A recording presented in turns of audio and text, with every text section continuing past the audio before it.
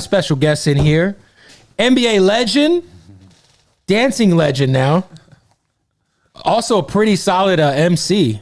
We got Iman Shumpert in the building, man. Welcome. What's going on, Bo? First of all, I congratulations on Dancing with the Stars. I assumed when you got on there, just knowing your background, knowing who your wife is, you had a pretty easy path to victory. I just assumed you were the betting favorite when I saw that you were a part of the cast. I was like, yo, there's like Iman's got to come with it because like your girl low key's one of the hardest dancers of all time. You know what I'm saying? Yeah.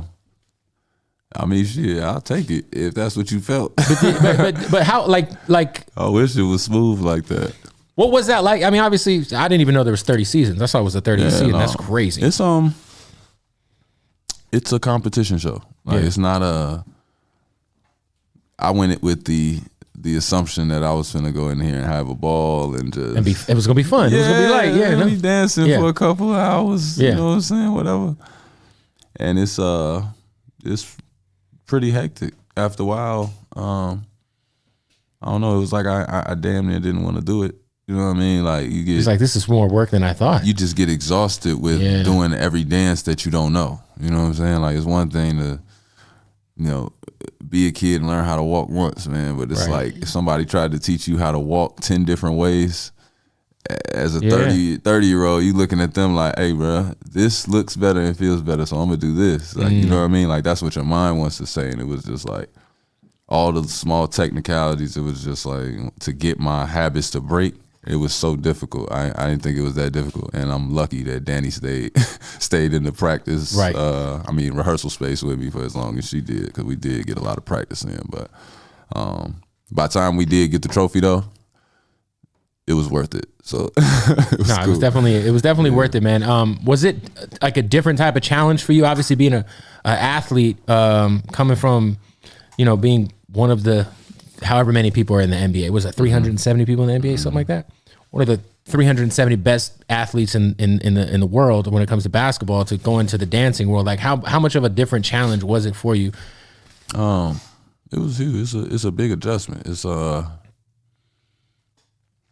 I say basketball is already kind of like poetry in motion, so to speak. Like you have to make smooth movements with your athleticism, and I think that was like my biggest advantage when the weeks progressed. It was like Danny started leaning on what I was good at. We started doing lifts. We start just doing things every week that we start calling them moments. But it was like we would have these moments that you feel something. You're not really just watching the show. You just sort of like the us thing. It was like people felt that shit. Like they felt like we was really in the movie. Like we was really trying to remind them of the movements and play on the tethered version of ourselves. And it was like doing that, I think, really boosted us. But the adjustment from basketball to dancing, I think basketball is already pretty much like we got to do. It is kind of like dancing, right? Like I'm doing the ramba and it's like this. I'm like, that ain't nothing but a finish over the right. hand. You know what I'm saying? That's a finish, or that's a reverse. So that footwork is me getting around a screen. You know what I'm saying? Like it's similar. It's just I gotta make it fun. So I'm like running around the rehearsal space like, okay, Euro step here, 5, 6, 7, 8. Okay, that's, you know what I mean? Like that's how I was remembering. I'm sitting here telling myself basketball terminologies as the footwork. I also feel like just as a person, like you've always been like naturally evolved into like the space of like art in some way, whether it's being an artist or fashion. And I feel like the dancing shit, like I said, it kind of goes hand in hand with all that shit. Especially considering, like, again, Tiana's the GOAT, you know what I'm saying? Like, so it doesn't hurt, right? I mean, that's what I've been doing my whole life. Like, if I wouldn't have went to the league, I wasn't gonna sit on my ass. Like, I wasn't gonna be, you know what I mean? If something ever went wrong with me in my life, like you see people checking out early. It's like, if I ever checked out early, how dare I not try? You know what I'm saying? Everything. Right. As far as every competition I'm offered to be in, every opportunity I'm, available to take on. Like, why wouldn't I take it on? Like, when I got the Dancing with the Stars call, it's like, normally. Of course. And then you see, by the way, Jerry Rice was on Dancing with the Stars. Yeah. Like some of the greatest. I mean, Emmitt Smith. Yeah, Floyd was on there. That's what really threw me off. I'm like, Floyd was on there? I don't even remember that. Exactly. That's just crazy. Yeah, exactly. 30 seasons. When I saw that, I was like, there was 30. Yeah. How old am I, bro? And it's like you go there, you watch, and then they like, yeah, the football players usually do way better than you guys. I'm just like, what other basketball players had participated in? I feel like there was Rick Fox, Lamar Odom, Clyde Drexler. Okay. I just saw Rick Fox in a movie that I didn't know he was in recently. I don't remember which one, but I was just watching some movie from like the 2000s. I was like, is that Rick Fox in this? Hell yeah. I have to tell you this. I'm a Phoenix Suns fan, but I am also, the Suns have been in a dumpster fire until, recently. So from like 09 until recently, just whatever team LeBron's been on has been my team, outside of the Suns. You see, I got Charles Barkley up there. But I haven't had more passionate, screaming conversations with other grown men about. I've had more of those arguments about your Cavaliers teams than anything else in my life. Word? I'm talking. I've had screaming matches with grown men about the Cavaliers. Oh, it's serious business though. Oh, it's serious. Like I'm saying, like, obviously you got traded in 2015 in the middle of the season, right? Or was that before? You talking about to the Cavs? To the Cavs from the Knicks. Was that the trade when you and JR came over? Yep, 2014, 2015. Yeah, that season, right? And so I just want to go over that time period, man. Now, that first year was one of the biggest what if years ever. And every time I argue with a Warriors fan, like this fucker right here, my producer, I always just think about like that team. And we always see the meme of like what the Warriors had as their starting five and who the Cavaliers had as their starting five. Because Kevin Love got injured. Kyrie was out, but still took it to 6 games. I think it was Matthew Dellavedova was starting at point guard. Were you starting at the 3 or the 4? I think you were starting at the 3. We don't even have position. Tristan Thompson, Mozgov. What do you remember about that series that, a lot of people had said LeBron probably should have still won the finals MVP? Obviously, Iggy ended up winning it, but that was such a hard-fought series, man. Like, what was that like kind of coming from the Knicks, from like, a team that probably fell short of a lot of people's expectations, and then just going straight to the finals that first year? What was that experience like, man? What do you mean, like, what do you mean instead of going? I mean, like, you get traded, and then that first year you're in the finals. Oh, well, make no mistake. Phil traded us and wasn't supposed to trade us, Joe. Like, we'd have been cool over there in New York, Joe. Like, we still would have won some shit after a while. We just wasn't together long enough. They just broke us up, Phil. I don't know what you was doing, Phil, but that was incorrect. But shout when we did, Phil Jackson kind of fucked the Knicks up for a few years, for sure. Yeah, shout out to you for that, bro. But when we got over there, like, it took us just a quick second to like be able to really like go to war with each other in practice. I feel like, like when we first got over there, we was still banged up. I was still coming off a shoulder injury. I had dislocated my shoulder. I hadn't been playing. So when we got traded, just JR was playing, but he was like nursing something as well. Like, we was just coming over. Everything was just sort of random. I don't think he like did much his first game. And then once we got into them practices, we had some special practices, that team. Like, I don't know, like when we first showed up, like before I started practicing, I just remember coming in practice and being like, bro, this is too smooth. Like, y'all have no beef. Like, there's no hectic, there's nothing. Like, there's nothing to push y'all at all. And that's what me, JR, and Mozzie, that's what we was like, that's what we on there. Because y'all got Kyrie, LeBron, K-Love, and Bron. Yeah. So it's like, it ain't like it's going to be many basketballs being passed around. You know what I'm saying? Too crazy. So we just sort of brought like a toughness and a swag and a fun. You know what I'm saying? Like, I feel like damn near they was scared to celebrate a three-pointer. You know what I'm saying? Like, if you watch them, they was just like regular, like, yeah, good job. Yeah, it was just like great guys. Like, yeah, dog, good, like, good play. Like, And then when we got there, we was just like, yeah, we don't do Brought that. some swag. Yeah, we just like, yeah, we coming from New York. We just, you know what I'm saying? Like, we're used to giving that showman. Like, our crowd like that shit. Like, we point at the crowd and start talking shit. New York love that shit. I'm like, y'all just gonna have to get with it over here. Like, I don't know what y'all got going on, but we not doing this quietly. Like, that's what we brought to the team. But it was like marching through that and seeing Bron. Like, once we lost Kai and he halved his knee, because quiet is kept, bro. When that missed shot came off in game 1, if I throw that mob back in, it's a different series because Kai never halves his knee. You know what I'm saying? Like, Kai got Kyrie hurt, plays that series, that went into overtime. No, he did play that series. No, what I'm saying, but if he plays that full series. Oh, that's what I'm saying. If he plays the full series, I think you guys win. If I hit that, over. And then basketball's different forever. Because y'all wouldn't be running around here shooting all these threes. My man wouldn't be over here shaking his head all confidently with this Golden State shit. KD probably come over there and play with us as opposed to them because we won. You know what I'm saying? See what he did there? You see what I did there, man? KD would have been like, they won over there. I'm finna go over here and shake with them. Me and Bron finna play together and y'all finna be mad. But that would have ruined basketball too, so I can't. Either way, it ruined basketball. No, he didn't. It wasn't KD. It was Bron first going to Miami. Bron knows he ruined basketball. Okay, let me ask you this: do you think that was? I always look at the Bron first. ruined basketball. He thought he was making it better. I get it. So you think LeBron ruined it for everything? He ruined the disrespect. Me personally, I love the NBA for the loyalty that I thought was there. He basically knocked the fourth wall down. Like, man, the owners ain't shit. They bullshitting. We doing what we want. Great business move for sure. But when you think about it outside looking in, like, I got people tweeting me right now. They like literally talking about owners and trades. It's like, bro, y'all not supposed to be talking about none of this. Actually, y'all really supposed to be going super crazy.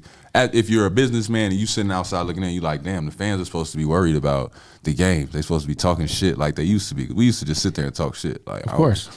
I don't care. You're not finna. I was a Bulls fan. You're not allowed to talk shit about Jud Buechler.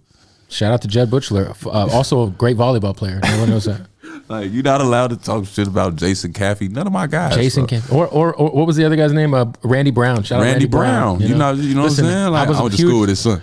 Randy Brown, shout out to him. We could go down the random Bill Wennington. But I'm not playing about the Bulls. And it's like, I feel like now, because everybody's teaming up and shit, like, you'll hear people like, no, yeah, man, but they suck over there. You know what I'm saying? Like, he needs to go over here. He needs to get traded.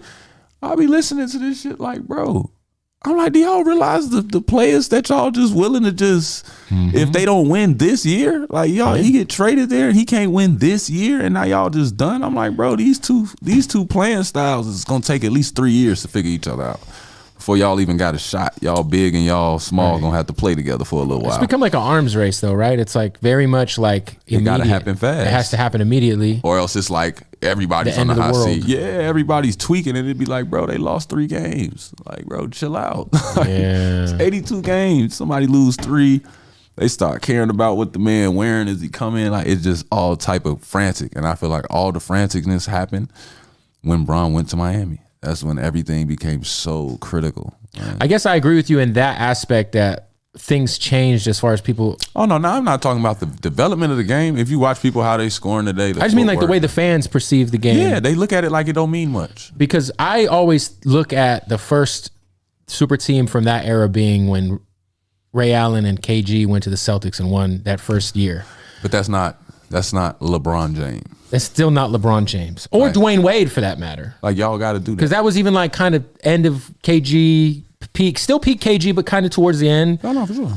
You know, peak D Wade, peak LeBron, peak Chris Bosh. I mean, I guess I get it, but no, you don't get it. Nobody gets it. I hear what you're saying. I think that it changed. I think when LeBron went to the Heat, it definitely changed. He wasn't supposed to do that.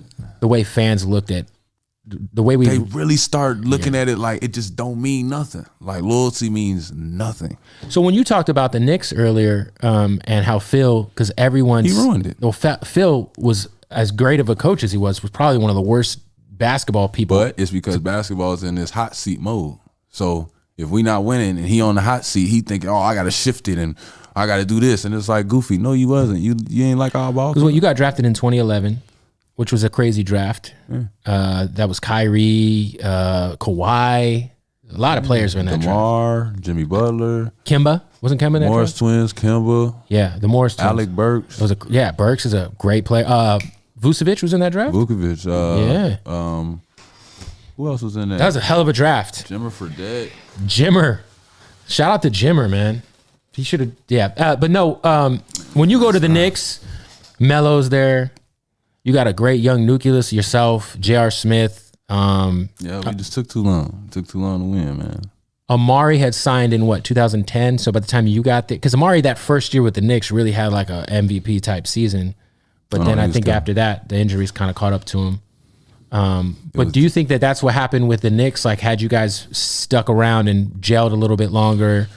Like, I felt like after we went to the second round and lost to Indy, which we shouldn't have lost that, I felt like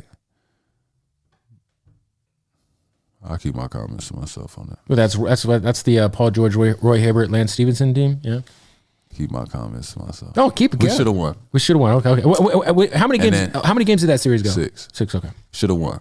And coming off of that, I'll never forget working out, doing all this other stuff, and we getting ready to report back. Novak gets traded. And I'm like, what the fuck? Like, once Novak got traded, it was just like, what are we doing? Like, why do y'all continue to, like, it was like, it just seemed like we're just doing stuff to our team to just to do it. Yeah, like, because Novak was like a knockdown shooter, good role player, but it was perfect for our ball club. Right, like a perfect fit. Yeah, I could drive right whenever I want because nobody's gonna help off Novak. Right, I'm gonna dunk this. Mm-hmm.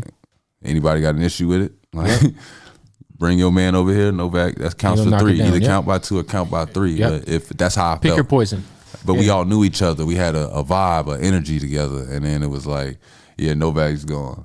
Meet Andre Bagnani, and it was like now we got Drea just in an uncomfortable position because he's like, if he don't gel, now it's like, why we trade for you? You know what I'm saying? So now it's like a weird energy on him. Also, it's really because we just miss our dog. Also, too, Bagnani was like in a weird position too because that was like if it didn't work for him there, he's definitely a bust. Like, shit, you know what I mean? And then he was, you know what I'm saying, nervous with the injury stuff. It was just a lot happening that it was just like, bro, we had a nice thing going and I didn't understand why it got tampered with, but who am I, bro?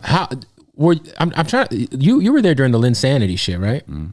What was because I feel like that was like a really one of the more awesome random things that have happened like in basketball in a long time where you like think of this guy who he went to Harvard, right? He went to like an Ivy League school. I think he went to Harvard. He went to one of those Ivy League. He went to Harvard or? Yeah, he went to Harvard. Him and Landry went to Harvard. Or is it Shamit went to Harvard too? No. Landry Fields. Oh, Landry Fields. Huh? Wichita State, she said. Landry Fields? No, he didn't. I don't know. Yeah, Landry Fields went to. But obviously Melo's out when the Linsanity thing, gets crazy. He comes back. Was there like a weird dynamic within the team when Melo came back, like with the Linsanity shit just kind of starting to tail off? What do you mean? Was it a weird what? Because obviously, when that started, like Melo was out with an injury, right? Yeah, he pulled his groin though. It was like a week. It was a week. Okay. I just remember that, like if you watch the sports shows, but that's what I'm saying about the sports shows. Like, you got the media now doing all that. It's like, bro, I guess that's what I'm asking. Was there a weird energy when Melo came back, or was it? Melo was happy as hell, and he was super happy that he like, bro, I could finally rest. Y'all winning. Melo wasn't even healthy when he first came because it was a lockout year. So it's like when Melo got hurt, it was like he putting this on his back, stat in and out the lineup. Melo really got us on his back playing 40 minutes in November. You know what I'm saying? Like, to where it's like, I didn't understand it back then, but it's like, bro, the vets ain't supposed to be that heavy on their knees right now. Like, right. You're supposed to wait till we get to the meat and potatoes of the season. We think that's what everyone would always get on LeBron about that. Like, in the beginning of the season, he might take some possessions off, or he might, you know what I mean? Like, but it's like, it's the end of the season is what matters, right? Hey, man. Especially if you're a veteran. Melo was dealing with that type stuff, and then he sat out and he was happy because he actually got some rest. He actually had some real, like, when he came back, the issue was never with Jalen. He was bumping heads with D'Antoni. the style that Jalen needed was basically putting Melo in a messed up spot because he's like, you putting us in something that I'm sort of like ruining his possessions at time. Cause you know what I'm saying? We're playing two totally different games, but you trying to put us on the court at the same time. Like it's not working out. Like Melo's thing was when that man come in, when we need him for a stretch to do X, Y, and Z, let's run the offense this way, right? And then give me a break right here.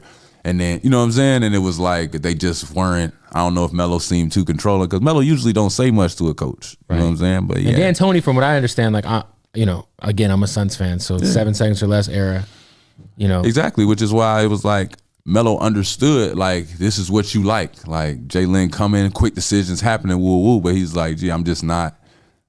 You're not that guy. Yeah, I'm not Carmelo from the Nuggets that's trying to 1 foot on the breakaway all day long. Like, he like, just a lockout year. You know what I'm saying? Let me pick my spots, get in my rhythm so that when we do enter the playoffs, I'm ready to go. Like, he like, I got to be in my bag. And he like, we're not playing at this tempo during the playoffs. You know what I'm saying? Like, that's how he felt. That makes sense. Like when they start bumping heads, it was like, yeah, media's going crazy. Everybody's tweaking. Oh, we need to make all these changes and shit. And it's like, in all actuality, bro, we playing a game like every other day. Me and Jalen don't know shit. We just winging it. You know what I'm saying? I'm like, bro, I had a good rookie season strictly based off me loving basketball and just being like, fuck the other side. You know what I'm saying? Like, that's the only reason. Yeah, because you finished, like, I think top 5 in Rookie of the Year voting, right? I tore my knee up. If I would have torn my knee up I wouldn't have torn my knee up and had a good playoff stint. I would have felt way better going into my second year. But it was like, literally every year in the summer, I had to get some sort of surgery. We always hear. I had 2 years in the league where I didn't get a surgery in the summer. Yeah, you had a lot of. I feel like annoying injuries were always kind of like a thing that plagued you throughout your. They ain't plagued me. That's just basketball, right? Well, it ain't basketball because they don't do it. That's like how I got paid, because it's like, for some reason they act like they can't run through a screen and deal with whatever come with it. And it was like, I never really cared. I'm like, charge it to the game, bro. That's war. You know what I'm saying? Like, that's how I be feeling about it. Like, yeah, I'm limping the next day and shit, but it's just like, charge it, bro. You know what I'm saying? Like, I just be looking around the league and seeing, like, when guys die on screens or they chasing a guy down, it's like, bro, you supposed to dive on that, but they just don't want to do it just in case they was to get hurt, because they can, in the game, I done seen Mars that in the game, they could remember, like, don't do that, you get hurt. Got to finish with 15 points. And I'm like, bro, I can't remember that in the game. I have no clue how many points I have. I don't care. Like, the ball laying there, I'm diving on it, and I'd love for us to run into each other. So you're saying that's like a conscious thing that players will recognize, hey, look, we don't go after these kind of balls because it can fuck up the bag if I get injured. I've had guys tell me, Iman, stop doing that. Why are you doing that? Like, what are you doing? I'm like, bro, it's a loose ball. They like, damn, you have no chance at that rock. I'm like, bro, in the middle of the game, though, like, who's going to tell you? Yeah, you're not going to stop it. Like, in the championship, you're going to go for it too. Of course. You know what I'm saying? It's like, gee, I think I could get to that. Like, that's how I be feeling. Like, I think I could get to it. Like, so I'm going to try it. You know what I'm saying? I'm a fuck it. And I think a lot of times, like, yeah, I would get hurt and they'll literally be like, bro, just sit your ass down. Like, you ain't even have to do that. Like, you ran through that screen. Now you sitting out for 2 games. Right. Like, why do you keep doing that? And I'm just like, gee, like, sometimes I be feeling like this is the 3 that's going to decide the game. Like, I don't know why I'm like that, but I just am. Like, bro, he can't have it. I don't want him to have it. Or it be some shit where it's like when I messed my wrist up, we was literally just getting ready for the season and I'm dunking too hard, but it's like, bro, I want it bad. Like, I want it real bad. I don't have that presence of mind to be like, oh, lay this up because you could mess your wrist up on the rim. It's like, bro, I done dunked this a million times as hard as I could and never messed up my wrist. Today I messed up my wrist. Like, that's crazy, man. Yeah, it's little stuff like that, but you got to charge it to the game, man. Life ain't so bad. Well, I feel like you had a great career, though. I mean, obviously, I feel like when we look back at, at least my favorite memories in basketball the last decade, you're a part of those, I'm part of a lot of history now. Yeah, man. Yeah, a lot of history. Whether they let me back in or not, I'm part of a lot. Was there like any sort of serious, like, I mean, obviously it's basketball, so I'm using the word hatred, sports hatred. But was there like, what was like the disdain you guys had for the Warriors during those years? Oh yeah, we ain't fuck with them. I ain't like them. I'm a huge fan of all of them now, though. It's crazy. Even down to Draymond, like we had this thing. It's like you hate to play against Draymond, but like it's really hard not to like dude. Speak with his chest, say what he feel, passionate about the game. He come on the court not to like you. Like he's the kind of guy who you hate, but you would love if he was that. Yeah, if he on your team, dog, we gonna be the best of friends. But it's like he want to go to war. He don't want to play. Like he's one of the guys that's like running through screens, jumping at loose balls. He helping basketball. He doing what I like. Like he one of those guys. He's a blend guy, a glue guy. Like you need him around. You know what I'm saying? You need his voice around, his whatever. Like Clay, another guy. Keep his head down. He gonna shoot it. I loved playing against Clay because Clay is one of the only people, like, I done got in my battles with Kyle Korver, JJ Redick, all of them push off, get mad, I'm all over them, roughing them up, talking shit to them. You know what I'm saying? Klay Thompson does not complain to refs. Like, he's not going to do ref, look at him, man, you take Klay Thompson, you holding him, that man goes chop your wrist down so fast. And I was like, bro, I love this young light-skinned brother, man. This dude don't care, man. He willing to fight me. Like, that's how I felt about Klay. I'm like, Klay is willing to fight me, bro, just to get off this screen. He doesn't care. He looked dead at the ref and pushed me off, like, hands to my neck, push. I'm gonna fall back like this. They done called an offensive foul, and Klay just ran down the court like he didn't give a fuck. Like, and I was like, dog, I love these dudes. I just hate them for now. Like, I hate them. Yeah, it felt like because you got to keep seeing them, and it just felt like a serious, like, I mean, one of the more, I feel like probably the most serious basketball beef that we've seen since the 90s. It's two different styles. Yeah, and we kind of knew. We all knew, like, whoever wins the most of this little war we got going on, whoever wins the most chips, basketball is headed in that style. That's what was scary about, like, we knew it meant more because we like, bro, like, the kids are going to either continue to go to the post and want to shoot fadeaways, or they going to think this shit okay. This shooting this shit from half court shit. Like, we was talking, we've been talking about this shit. Like, I remember me and Switch, like, man, he want to shoot that shit from 40. Let him shoot that shit from 40. Fuck him. Like, that's the conversation me and so hey, Switch, man, fuck him. You want to shoot that shit from 40. Let him shoot that shit from 40, dog. Shoot that all night, nigga. Like, that's how I'm feeling when I'm really on the court. Like, yeah, go ahead. Let him. Bro, I wish you would. Pull that, bro. Please, before we can run this down y'all throat. Like, please shoot that. Yeah. That's how we felt about it. Till this little motherfucker started making it. Yeah. But it's like, once he started making it, now T. Lou looking at us at the drawing board like, hey, y'all gonna get out there? Shump, what we gonna do? You shocked? Yeah. You shocked he making it now? Like, it got to that point. It's like, bro, when I think about it now, I'm just like, bro, I keep saying basketball changed. Like, they ruined it type of thing, but I'm like, you ruined the version that I like. I just feel like it's just the version I like. When you really think about it, pound for pound, how basketball is today, it's scary how good they are. This is true. I feel like there's more good players now than ever, as far as like skilled or just like all-star level. They basically literally weeded out the other stuff, like the blended stuff. Like, well, if you think about some of the guys that used to make all-star teams. There was guys that used to make all-star teams in the 90s that you'll look back at some of the all-star rosters in like the early like 90s and you'll be like, yo, he made an all-star team? Like, now it's like the people who what are you talking about? I mean, like, sometimes you like I'm not talking about I'm talking about like early 90s. Like, I think I saw Terry Cummings was on an all-star team. There's just players that you think like now you can make an all-star team out of like the top 15 guys that didn't make the all-star team. And I feel like, I see what you're saying. You understand what I'm saying? Copy. Like, now it's like the guys who aren't making all-star teams would have been like, can beat you can put a team together. Yeah, it's like insane. Like, basketball has changed from like, it's not so much that chessboard anymore. It's checkers. It's not Greg Popovich anymore. No, it's not chess. It's checkers. It's checkers. It's king me. It is. This is the most. It's the arms race. It's kings me. Yeah. Like, but it's the reason why I say that is because there's literally no thought involved. Like, Damian Lillard is gonna come down here full speed and jump and just shoot. He's gonna shoot a 40-footer. If you step up, that means he's going to the basket, all the way to the basket. Yeah. But this is not a foot race immediately. If he can't get it, it's to CJ, and it's the same thing. Immediate action. Like, I think that like if you go look at older games, you go watch the game in the 80s, they sprint the ball up the sideline. They throw the ball to the corner to flatten the defense. They throw it back up, and then they throw it into the post. Into the paint, yeah. You go to the 90s. They took that same formula, except they threw a shooter into the corner and then tossed it straight down to the post, and the post didn't have to be a big man. But it's all to fuck up the rotations of the defense. Right. Now, the fuck up is they bring in a ball screen. They're not even going to the corner to flatten the defense or throw it in. They're keeping you way out.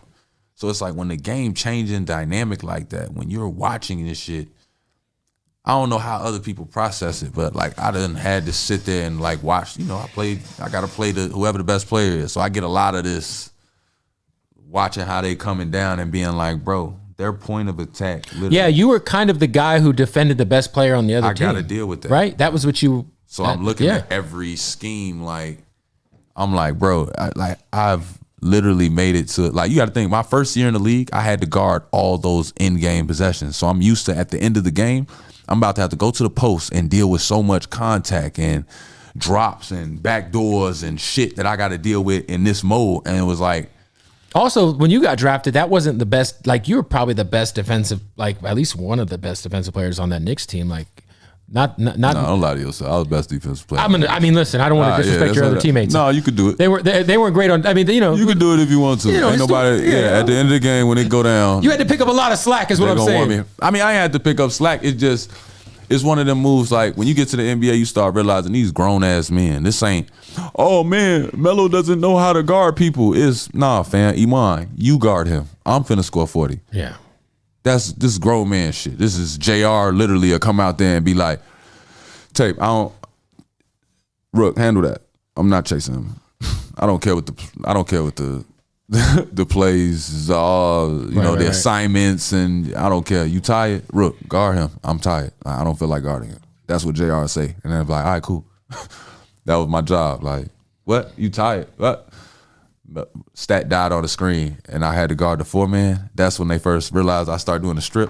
He would die on a lot. Yeah, he would die on a lot of screens. But that's when they realized. As a Suns fan, one of the more frustrating guys to love is. But that's why Amari Stoudemire is on my t-shirt right now. Bro, that's why I come in. That's what I'm saying, bro. That's why they like playing with me though, because it was like how he didn't average more rebounds. It was just the most frustrating shit ever as a fan. What? Oh, you talking with the Suns? Yeah, I'm like, bro, you should have had 12 a game. You got to miss 8, 9. Y'all wasn't missing much. Yeah. So he ain't got no offensive rebounds, all defensive rebounds. Let me ask you about this. It's crazy, dog. People really don't be thinking it through. Like, think about it. Stat would have had 15 to 20 rebounds a game, but Steve Nash had them winning and scoring that bitch. That ball was going offensively. The Suns. Defensively, yeah, he gonna corral some rebounds. Yeah. Offensively, ain't no tapping it back in. Nothing. It's water on the other side. Wait, hold on. Time to stop the interview because we got to talk about our good folks at Odd Socks, man. Listen.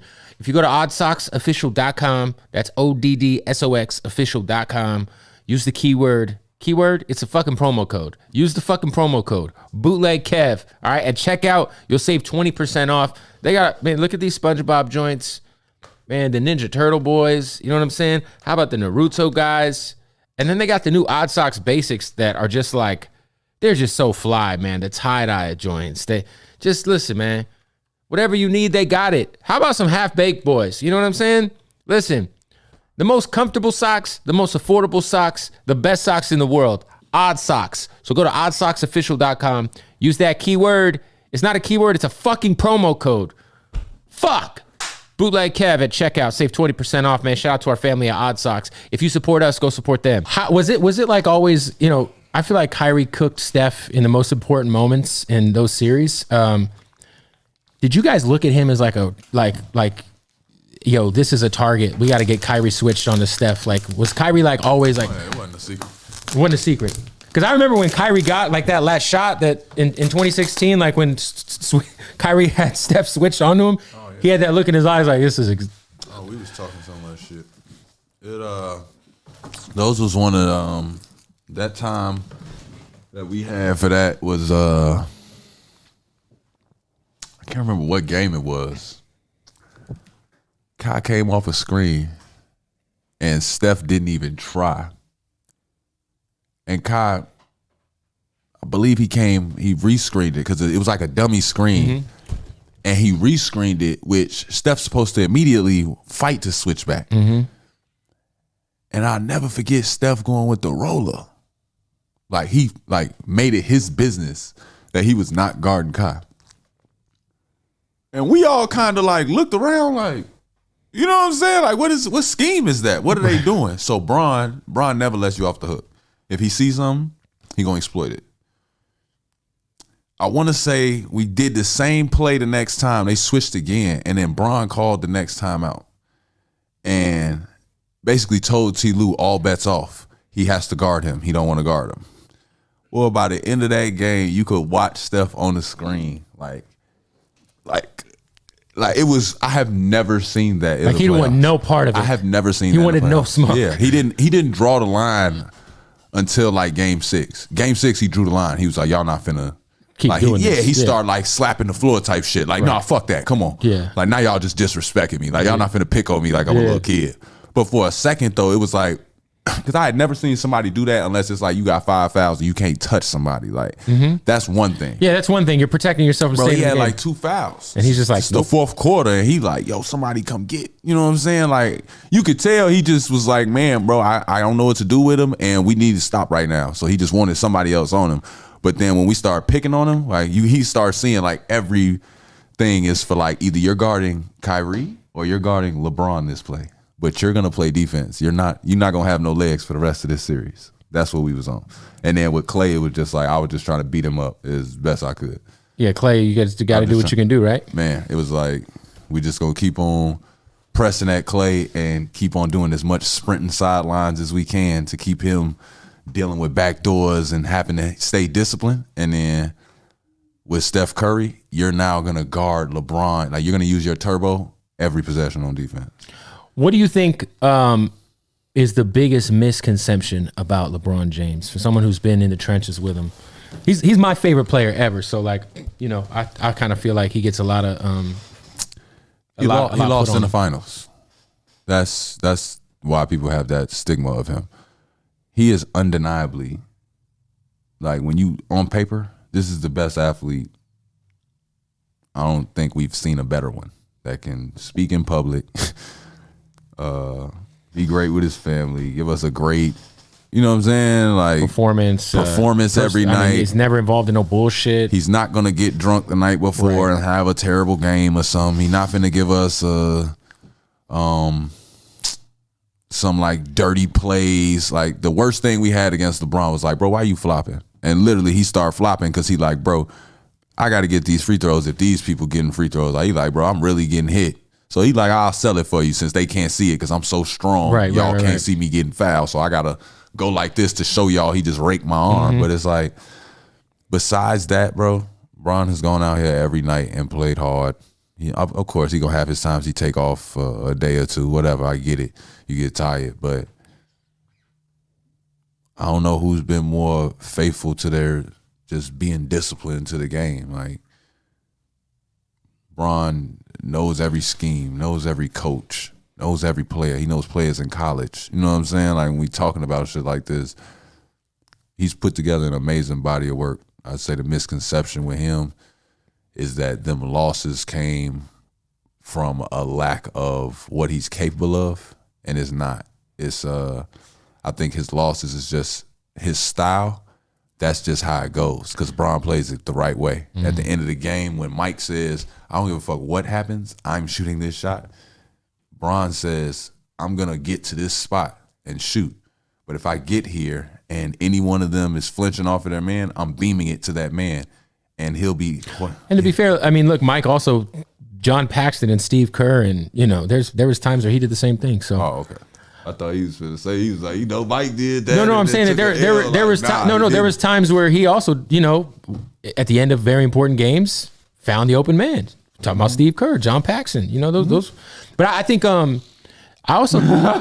think of the luck of the draw too. Like if you just think of like what LeBron had to go through all those years, because I always hear people say, well, the East was like a cakewalk, right? Like, and I disagree.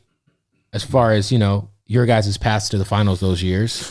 It was just, we was just a We was a juggernaut team. So it's like, yeah, it looked like the East was like that because we was running through it. But the East wasn't easy to run. But I just think like just the Warriors before the Warriors became the lit team. It's not even that. Cared when I think like the Warriors had to go get Kevin Durant to fuck with y'all. For sure. Period. Because well, no, they didn't have to. They didn't have to because they needed it to feel superior. Yes, and to me that is like, yo, like you know, I think the 2016 ring is probably the hardest ring I've ever seen won. Yeah, it's probably the most meaningful championship, at least in my lifetime. Y'all here? I'm being honest. Y'all here? I mean, you guys beat the 73-9 Warriors. And no one ever even gives like that regular season didn't mean shit because they didn't win the ring. This is true, and I almost feel like. The 2 rings after that, like what did you want? Like, I mean, that was 4 All-Stars starting on the other side of that. I mean, but you gotta remember, at one point, people were saying Steph was gonna be out the league. Like he had bad ankles. I remember when early on, yeah, they was talking shit about this man when he was winning all this shit. He was MVP. That man was on a $40 million contract, bro. It's crazy. They was done with him, and.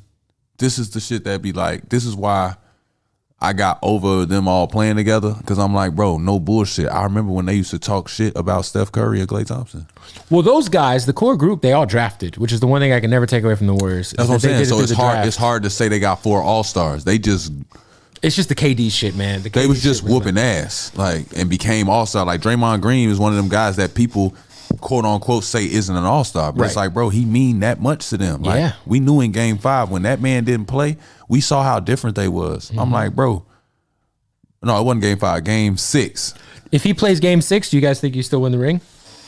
It'd be tough. They're a different ball club when they with him. There was like, it was like no bullshit. It was like coming up to the park and beating up on some kids and they big brother just ain't there right now. That's what it felt like. It felt like we just came up to the park and bust y'all ass and y'all big homie wasn't here. And we beat y'all ass. Like, we just beat y'all ass. Y'all ain't do shit about it. Now y'all calling dude, and he got to come back up to the park for this next game. I fucking hated the Warriors, bro. You don't understand. That's how it was, the disdain for the Warriors that I have. And then when we won game 6, like you saw the like concern in their face. They was like, man, we do not want to go back to Golden State dealing with these people because now they was just looking like they was just defeated, and now they look like bloodthirsty for a win. Like they kind of felt the energy. But the cool thing about that whole shit, like, I don't think we would have known that. Like Draymond, what did he do? Hit Bron in the balls? Yeah, he kept flinging his leg. Like, it's crazy. Everything happened for a reason. Because it's like, bro, we would have never picked out how important Draymond was. Well, also, if we do the what if game, Kyrie is healthy in 2014, 2015. You guys probably have that ring as well. Yeah. If we're playing the what if game, and then KD would have came to the Cavs. Oh. Shout out to Kevin Durant. I met him with. Look, I know K gonna be OB for this. I gotta shout out to KD because he's gonna be OBG. I have the one K with the K over there. I have been KD at a certain point in time was I really liked the Thunder when they were young, and then I as a fan. This is fan hate. I definitely had a lot of fan hate for him when he went to the Warriors. Yeah, everybody did. And me and Freddie Gibbs went over to his crib last year, and he was the nicest dude ever. And I had a Rex Chapman throwback Suns jersey on. We talked about my jersey. He was the nicest dude. So I had to call my homies and be like, "Yo, man." But K's not sensitive. Like, are we sure? He's got the burner. He might be sensitive to the general public and shit. Right. You know what I'm saying? I ain't got nothing to do with that. I'm not General Pop. You feel me? I'm not Gen Pop. I ain't got nothing to do with that. Like, if you want to be awkward over Twitter and you got Finsta, I just found out what Finsta is, Joe. I thought it was a different app. I don't know what that is. What is that? It's you having a fake Instagram. It's what Katie has. It's a burner account. But it's on Instagram. I didn't know that. But it's like a whole world of people that got this shit. My bad. I'm thinking that it's a whole different app. Yeah, this is like a real society. A lot of people have Finstas. Like, it's a real secret society that, you know what I mean? Whatever. But it's like, if you do that, whatever. I mean, when I'm around K though, like, K not. Well, like I said, I met him. I kicked it with him at his crib. He's a super nice dude, but he's a open dude. Like you can say true. Well, we can have a basketball conversation and we'd be like, hey man, fuck you. Like, and he's also like, yeah, me and him had like great, like I feel like I had conversation with him, like, and he was super open to talking shit about hoops. He'll put his guard down to be a person. It's when you cast him into what he got to be and all this other, that's when all of us get uncomfortable. Well, I just think of the Thunder being up 3-1 against the Warriors in the Western Conference Finals. He's going to join them after he lost. Why? I don't get it. It just hurt my soul. Now, you guys are, I feel like a gang. The Cavaliers were like, you guys, for the most part, the crew was together through that whole time, right? Obviously, certain pieces coming and going. But when you guys got the news that KD was joining the Warriors, what was that group chat like? This nigga. That's how it was, bro. It was just like, because you know you're gonna have to see them in the finals. I'm like, for what? That's how we all looking like, huh? Then we like, well, what Russ got to say about it? That's what we all. What Russ finna say about this shit? This shit is crazy. But you know what was wild? That lasted all up until like half the season. Once we had already saw them one time, it was like, all right, bro, you made your decision. Like, you got to stay over there. Hey, let's beat them. Like, now it's like, bump that. I'm glad he over there. Let's deal with this. Like, what year did you get traded from the Cavs? Was it 2018, 2019? I don't know, bro. Was it from the Cavs? You went to the Kings. Y'all gonna have to Google that shit. Was it? You went 18. From the it must have been 18. What trade was that a part of? So I don't even know, bro. They were just trying to get me out of there, kid. At that point, you had to get me up out of there. I had to go. It wasn't. You know what I'm saying? Like, it was at some point, it wasn't gonna work out with all of us. It just wasn't enough basketballs. Because you got to think, we done won. Now we going into the next transition year. I was already in their ear like, hey, bro, it's time for me to get the ball back in my hands. Like, you know what I mean? I'm like, I'm 25. Right? I don't know. You know what I mean? Like, we got our ring and shit. I'm like, it's time to groom me back into my point guard shit. Like, I played y'all game. I ran around, did the 3-and-D shit. I was never a 3-and-D guy. It's like, I played point guard. You were a two-way player like a motherfucker, man. I feel it. I'm a basketball player. Everybody in the league should be a two-way player like a motherfucker. You see what I'm saying? That should be standard, but it's not, which is weird. Yeah. But they was trying to hype me up. Like, you're a 3-and-D guy. Like, you can guard people. Everybody should be able to do that. That's pride. That ain't, you know what I'm saying? Like, that's being a grown-up. I don't know what to fucking tell you. Like, it's not Steph Curry over here. Yeah, I'll play defense for free, bro. Like, I don't really care. Like, whatever. Like, it's just part of the game. But I felt like it's time for Iman to go back to playing point guard. And when I became that, and I became bullheaded in that, it was like, he got to get out of here. Well, because you were at a certain point in time, I truly don't remember what I got traded for. I was going to say, at a certain point in time, you were running point for the Cavs like a bit here and there. Yeah, here and there. Yeah, but I remember that. That was the issue. It was like, bro, it can't be a tease me type of thing. I'm like, Kyrie like to shoot that mog anyway. I don't know why y'all forcing him to play point. Did you see the Kyrie thing festering? Because the most surprising thing to me was when he asked to leave. Did you see that coming at all? Not really.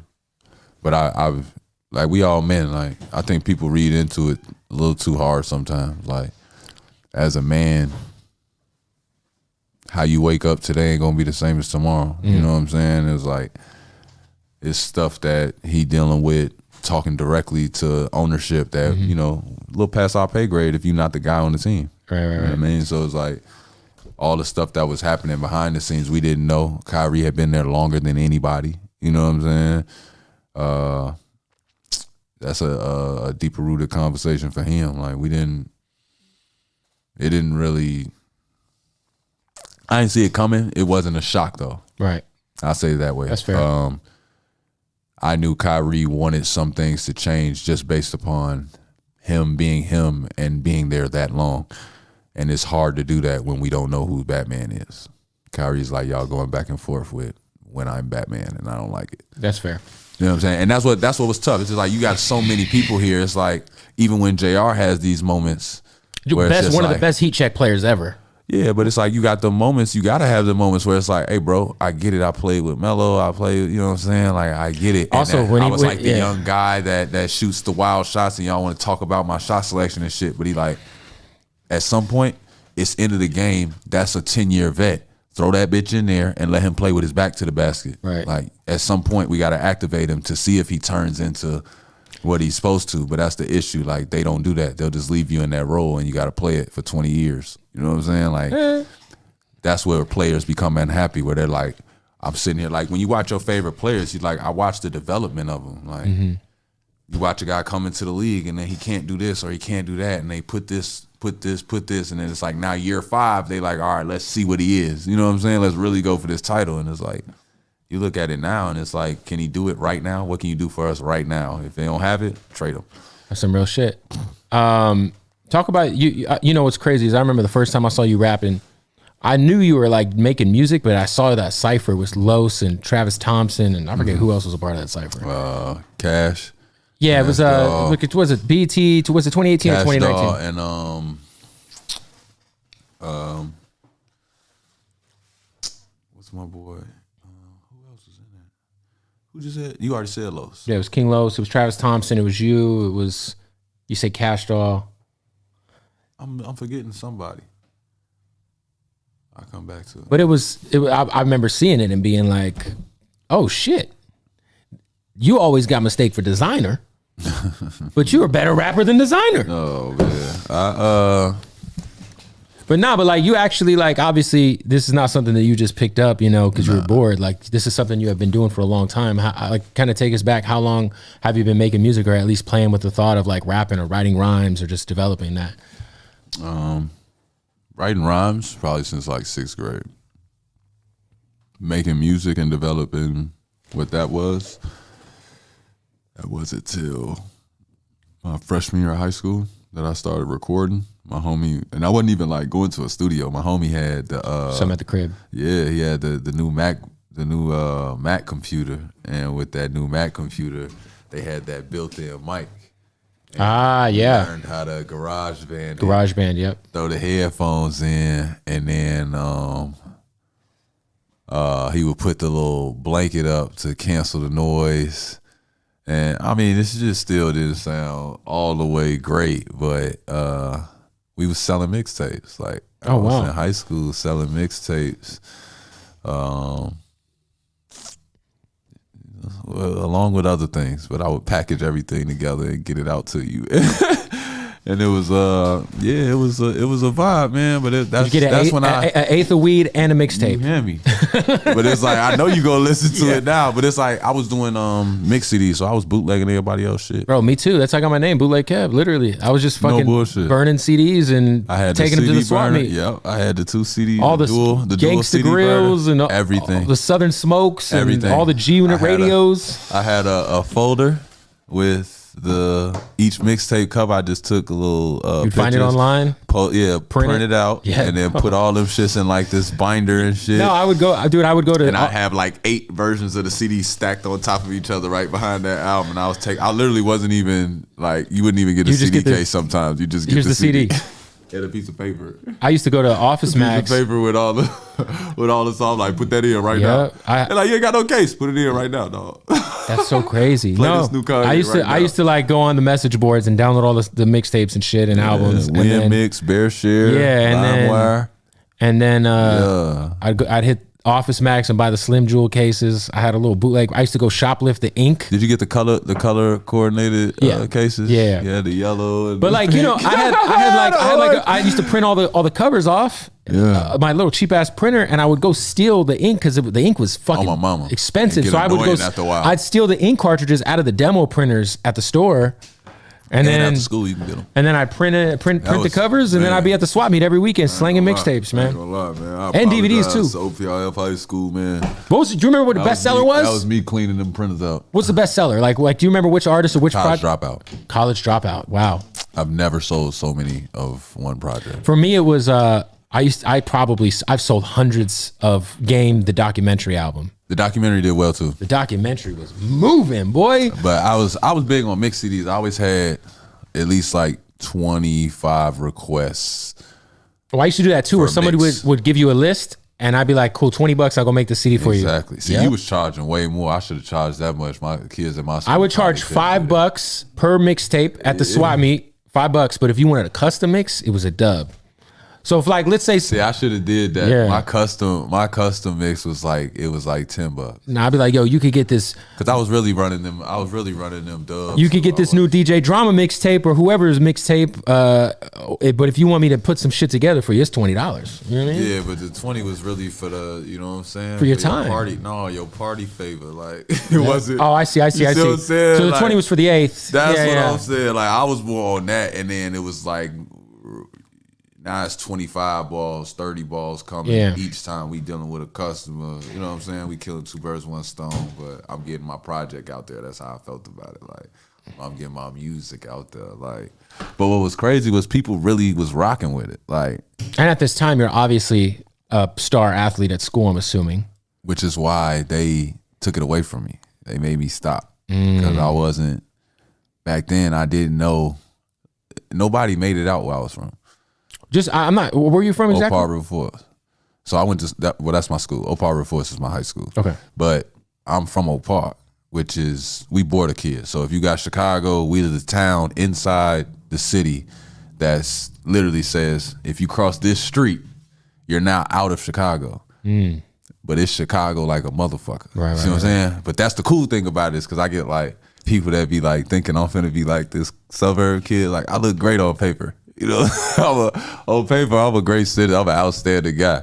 And I think that it's cool as hell when you talk about the dynamic of selling these CDs and getting shit like that off, because it's like I got protected in the sense that I got like the suburb kids, the city kids. I got everybody in one because I was a border kid. So nobody really knew where I lived at. People was trying to figure it out. Like he all the way down here. He go to Oak Park.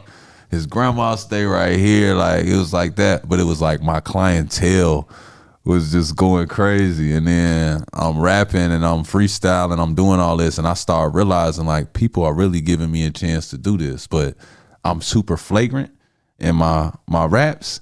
You were saying some wild shit. Oh yeah. But I'm talking about stuff you're doing. Yeah, I'm talking it. Like, yeah, you're talking about the shit you're doing in the streets. I'm like, bro, I can't, you know what I mean? And they was like, my coach and them heard it, and they like, you want, like. They might use this against you if you're getting recruited.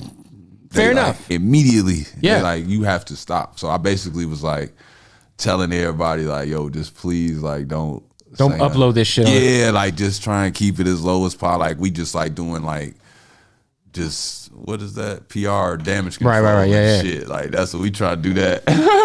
It was fire, Ashley. We try to do the damage. We try to do the damage control. But I was just saying, like, if you go back and listen to it, you'll be like, damn, like he really thought he wasn't going to the NBA on the low. The way he was talking on these raps. The way he talking, yeah, it's like the way he talking. It don't sound like dude ever played basketball in his life or give a fuck to play basketball. And it was like, after that, I had to sort of start tailoring shit. That's why if you go really listen to my earlier like stuff that I released when I played for the Knicks, like I listen to it now and I like cringe and get mad because I'm like, bro, none of these songs was like this. This is a bunch of take this out, take that out. Can't say this, can't say that. So essentially, you'd you'd have to almost record a song and then comb through it afterwards and be like, you know what, I play for the Knicks, I can't say this. And then have a record that I'm like, man, this shit this the one.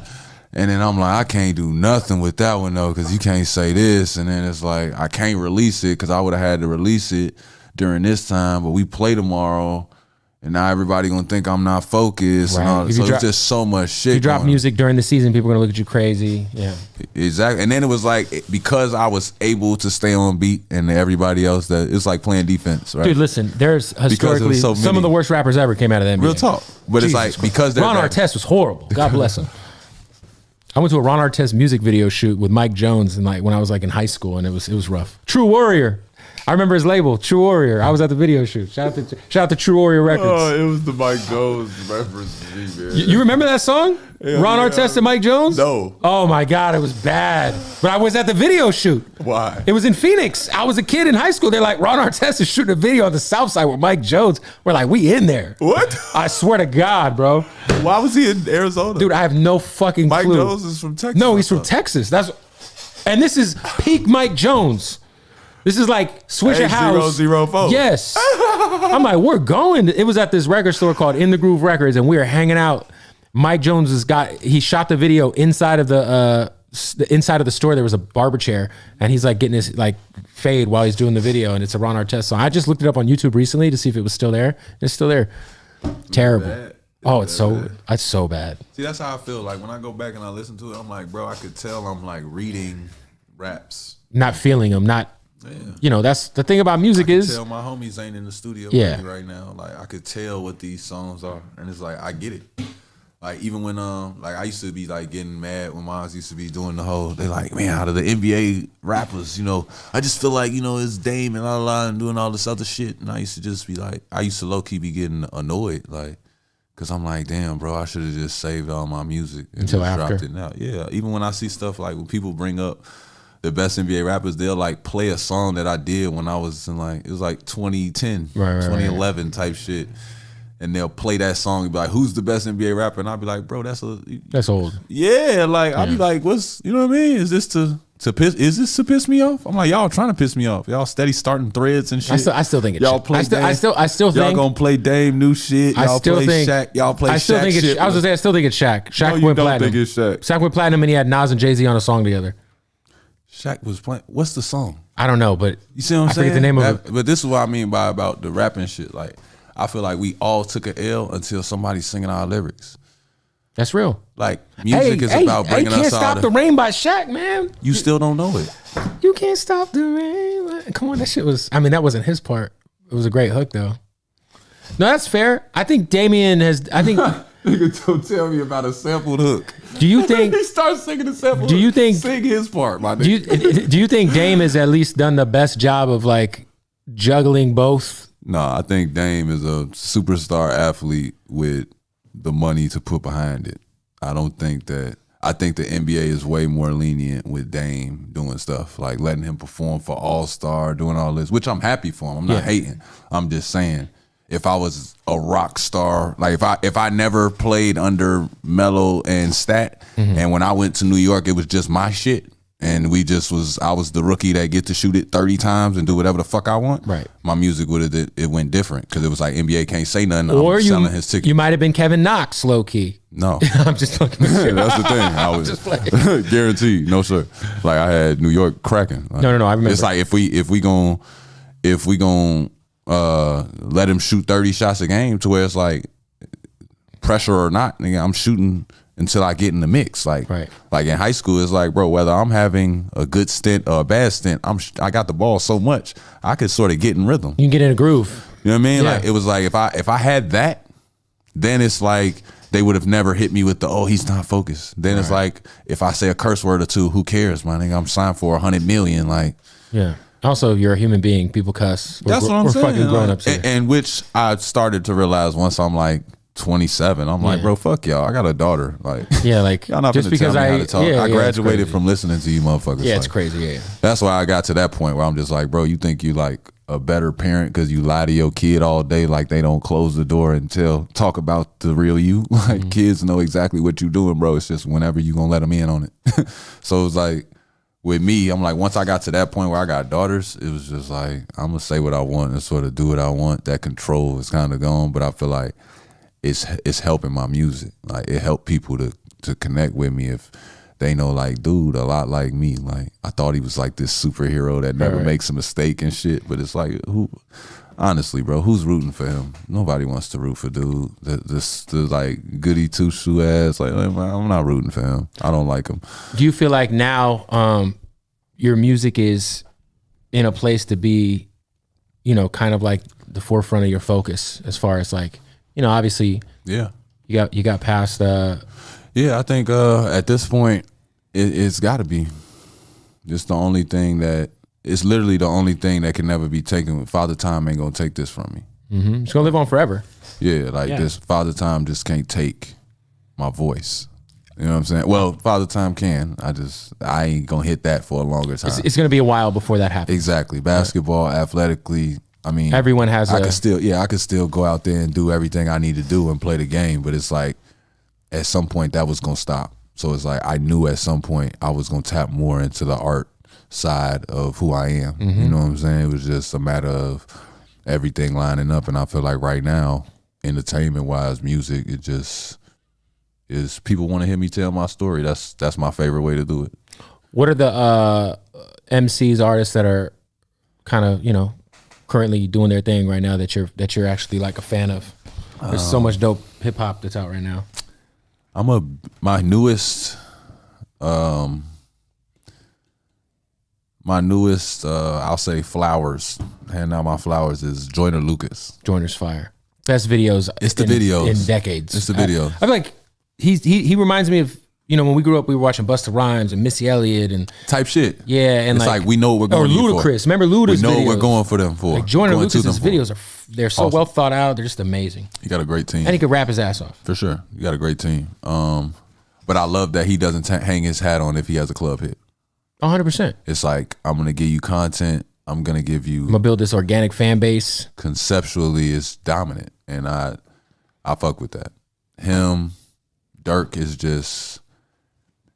He's gotten to a point that I truly feel like everything he says is just Chicago. Like, if I want to go home, I'm putting on Dirk. You know what I'm saying? I'm putting on Herb. Because just they've gotten to the point where I no longer feel like they rap. They just sort of talking for us. Like, I don't know how to explain it. It's just like everything they say, it sound like they in a chicken spot with me. It don't sound like they rapping trying to make a hit song. It's like, gee, whatever they say is law right now. Outside of them, JID. JID's incredible. I'm a big JID fan. That's my boy too. Shout out to Dreamville. Now JID's quiet as kept, like technically one of the illest. Like he can. It's a lot to digest. Oh, it's a lot, man. He's technically just a Jedi. I'll never forget hearing that. Never been shit, never had shit, never knew shit, never out, never do shit. No, he's crazy. That nigga never gave two shits. Like his cadence is unbelievable. And then besides that, I'm a Lil Baby guy. Yeah, Lil Baby. It's crazy. Protect him at all costs. Lil Baby and Dirk's like that album cold as hell. Well, no, just the way that each of them have evolved in front of our eyes as artists, and just as like, you know, I think of Dirk really didn't hit his stride until like 2-3 years ago. But he's been in the game for so long. As far as like people like looking at him as like one of them ones. I think it went from Dirk. At some point, Dirk kind of figured it out. Yeah, I want to say it was Signed to the Streets 2. There was a certain point where you just were like, oh, Dirk figured this shit out. Because he had always been, you know, doing his thing. He was on Def Jam forever. He was like doing his thing, and he had the streets, and then he like started trying to like figure out the mass. And at some point, it was like he got on a record, and he started talking like he was older than everybody. And I was like, now you in. Yeah. Before it was like real young boy, let me show you my world. To me, that's how I took it. Right. And then at some point on Signed to the Streets, it was like he graduated himself. Like, no, I graduated, and now I'm trying to like telling y'all what happened. I think with Lil Baby, Lil Baby might be probably the most improved MC I've seen in a long time. Because if we think about like early Lil Baby, we would think like Lil Baby would openly talk about how Gunna would like give him tips on how to rap, and like he hasn't been rapping that long, you know? And if you just think of like the last 2 years, he's like he's like one of the top notch like MCs, not just guys who make records that you could hear in the club or on the radio. Like this motherfucker can rap circles around 99% of the population. I think it's one, it's a little bit of this Lil Baby's energy. Like Lil Baby's like well, I can't think of like, I don't watch, you watch like cartoons and shit. Yeah, I've watched cartoon that is somebody that like takes in energy and shit. Oh shit! And then they have like a big power up. I was finna say Dragon Ball Z. Mega Man. That's a video game. Video game. But it's like Lil Baby reminds me of that. Like he took everyone's powers that he was around and then just. It's not even that. It's the energy of what he's dealing with. Yeah. So it's like with Lil Baby. You know how people like get to this point where it's like, you hot, you just drop these 2 songs, like, let's chill, let's work these records and do this. Right. And it's like Lil Baby has this gift that is just like, nah, relentless. Let's go again. It's like, no, here's another project, here's a collab project. It's like even on his features, it's like it sounds like when Khaled like keep going. Like I'm like, Khaled dog, record. it's the energy, like how he just gonna keep Bro, that Khaled record. I'd be like this the whole time in the car. My wife be like, bro, oh my God, y'all finna play this little baby, this boy finna lose his man. Like that song was that's what they be over. That song's so crazy. But it's like, dog, he talking low. Like anybody that's finna talk it and say, like, it's just like, I don't know. Like my shit is that I ain't got 100 mil yet. I can't chill yet. But don't get it misconstrued yet. I get real shit. Like he just put 42 Doug fell asleep in the studio and he filmed him. He's like, how do you fall asleep? He don't have 100 million. Real talk, bro. But it's like stuff like that. It's just the work ethic, the forefront of what he's saying. Watching him force capital onto his people. Yeah. Like he's forcing them to have to figure it out with money. Like I'm gonna bring in so much money. So much money has to come around every time I show up that y'all gotta make money. Y'all gotta figure it out. And I love that energy. Like anybody that could push that. Like I used to go to Meek for that energy. You know what I'm saying? Like not to say Meek fell off or some shit. It's just every the energy's different around Meek, yeah. Every couple of years. But I mean Meek's getting older. Well, I was gonna say that happens. Yeah. Meek bossing up to like I said, they graduate themselves. It's different parts of life. Meek has been around for 10 years now. I mean, you know. But that's what Meek was when I first Dream Chasers man, 2. He's showing up with a hoodie, 100 niggas, and they rapping, and the energy is just like, you know what I'm saying? Like I feel like that's what Lil Baby is, but Lil Baby's like the Meek energy that Meek had with the hoodies. But it's like everybody got on chains, everybody got on watches. Everybody, and they all behind him, like with this energy that's just like I've never seen an energy like that in a studio. Like, you know what I'm saying? Like I've been around a lot of artists, like him and another person that impressed me in the studio was Young Thug. I've never seen two people work like that. Like, yeah, I think Thug's an alien from all accounts I've heard. No bullshit. Yeah, I heard he's like just no bullshit. And I think I'm talking about. I've had people say in the studio nobody can hear what he's doing. Like the engineer has headphones on. He's in the booth, and you're just gonna hear it when he wants you to hear it. Yeah. But he's in the other room spazzing the fuck out. He's also meticulous. Like he's gonna go in there, he's gonna do his thing. Y'all gonna record whatever. Then he gonna come out and he gonna grab the mouse and he gonna do some stuff himself. And we seen the meme. Like it's. Oh yeah, people think it's a joke. Yeah, Dirk's in the background. It's like one of the greatest memes ever. Like people be thinking that's like for fun. Like it's like that's him. He knows exactly what he's doing. He really in control. He really trying to do something right now. Like, and it was crazy because it was like before that. A lot of times when I go, you know, he does the high pitch stuff with the auto tune. A lot of times I couldn't understand some of the stuff he said, and I low key had a knock against Thug for that. But being in there and seeing it. And then hearing, it's like he's like going for a certain pitch. This is not a he just went in there. I thought he just went in there high. And it was just like, just like he didn't really care that much. Stop behind it. No, he's really like, if I get you to that frequency and I say it like that, you'll never forget what I said. Because it's so unique, it's so left, it's so random that it sticks out. It's a sore thumb. And it doesn't seem beautiful all the time at first, but it's like over and over, it might be the only thing you remember from the song. Yeah, I think too, people like anytime someone is so different and so unique. Hey man, Young Thug made Dropping Jewels. That's one of the coldest. What I'm saying is like Thug is like the kind of artist who comes into the game and is so unique that like people are supposed to be like, what the fuck is this? For sure. I mean, he just threw everybody off with the dresses and shit. And I mean, even think about Lil Baby. Like when Lil Baby first came out, people were like, what the fuck is this guy saying? Like, you know what I mean? It's just like anything that's great is initially going to come. You got to get used to anything new. You know what I mean? Like if everyone was just feeding you the status quo all day, everyone would still sound like fucking Run DMC. You know what I mean? For sure. So he said shout to them. Shout out to Run DMC. What music wise, what do you have on the slate? Right now, we just dropped Outside. So Outside was one of them records that happened. Should have been came out, but I just started doing too much. I took on the Dancing with the Stars shit. We had filmed that show, like the timing. Yeah, definitely won. I dropped Outside. I got the video coming next. We shot the video in Chicago. Fire. It was nuts. Yeah, we probably came out 100 strong. Went out and fucked the city up a little bit. Like it was a good time. But we're gonna drop that video, and I guess going into the new year, I mean, I gotta clear with Giant Storm to make sure. But I believe we dropping just to kick the year off. So This Car Ain't Stolen. That's what the album called. But it's my my first album that I'm putting out. Everything else has been like EPs. Because you put an EP out. Yeah, little stuff, but that's literally just to remind people that I still rap. This car isn't stolen. So I'm assuming that's something that's happened to you before. Being a millionaire who's African American, who's probably driving some of the nicest cars in the world. Oh yeah. That's you like get pulled over, but it's like a dick hard moment though when you do it. Like you pulling me over and you want this car to be stolen so bad, but it's not. It's so clean. Yeah, it's so clean. You want this firearm to be off. You just want so much to be going wrong right now. But nothing's wrong.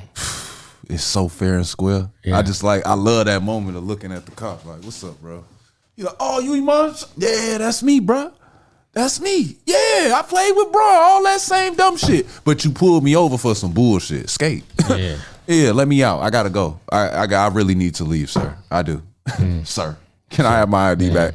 My father's an insurance agent. I know my shit together. Give me my shit back so I can leave. Because you ain't pulling me over for nothing. Right. But it's like playing on that.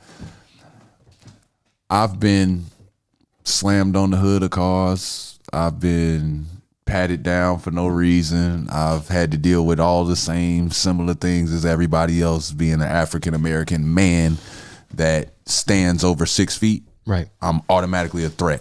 Right. If you're a cop that's not way bigger than me, I would see myself as a threat too. You know what I'm saying? I'm not saying it's like it's a bad thing, but it's like I've had to deal with that. So for me, in life, I don't take things as, oh, this is unfair, I'm sad. Everything to me is competition. So it's like, okay, this is a game. This is now Monopoly. I win. That's what this album is. It's like, bro, y'all gave me shit. I was a border kid. Y'all didn't really, like the suburb kids said I was broke. The city kids said I was a suburb kid and I was soft. You know what I'm saying? Y'all said nobody go to the league from Oak Park. Like, I'm like, far as I'm concerned, I won this game Monopoly. Like, that's how I feel. Far as I'm concerned, I won. Officer, you know what I'm saying? Like, officer, you just got to get better at the game of Monopoly, bro. But I didn't tell you to be an officer. You know what I'm saying? You could drive this same car if you work really hard and put that bitch in the hoop. You know what I'm saying? If you put it in the hoop, I swear to God, you could be here too. You could do this too, bro. But you're like, probably 5'8" and 290 pounds. And that ain't got nothing to do with me. Because there's some people that's 5'8" in the league. Yeah, that ain't got nothing to do with me. Not many people that are 5'8". You know. There's a couple guys. 5'8"? It's a couple guys, man. I mean, but Isaiah's in the G League. Who else? Who else is 5'8"? I mean, I hate that G League. See, I hate that the G League made it possible for people to say that about Isaiah, though. I know, because God bless him. He's in a incredible talent. Cannot believe the violation that the G League will allow, bro. We can't do that. That man could hoop. Oh, for sure. That man was all-star people. MVP candidate. Dog gave us 50 after he got terrible news in the playoffs. His sister, yeah. He took a shot. Yeah. Just taking shots in the hip so that he could figure it out. I know. I was so mad when the Suns. And these people got this man begging to play basketball. Well, not begging, but you know what I'm saying? It is crazy. He should not be knocking on nobody's door like, yeah, man, I got more in the tank. Like, come on, bro. Like, that's obvious. The type of stuff that hurts. Do you still feel like I don't knock on doors? Do you still feel like you have some in the tank?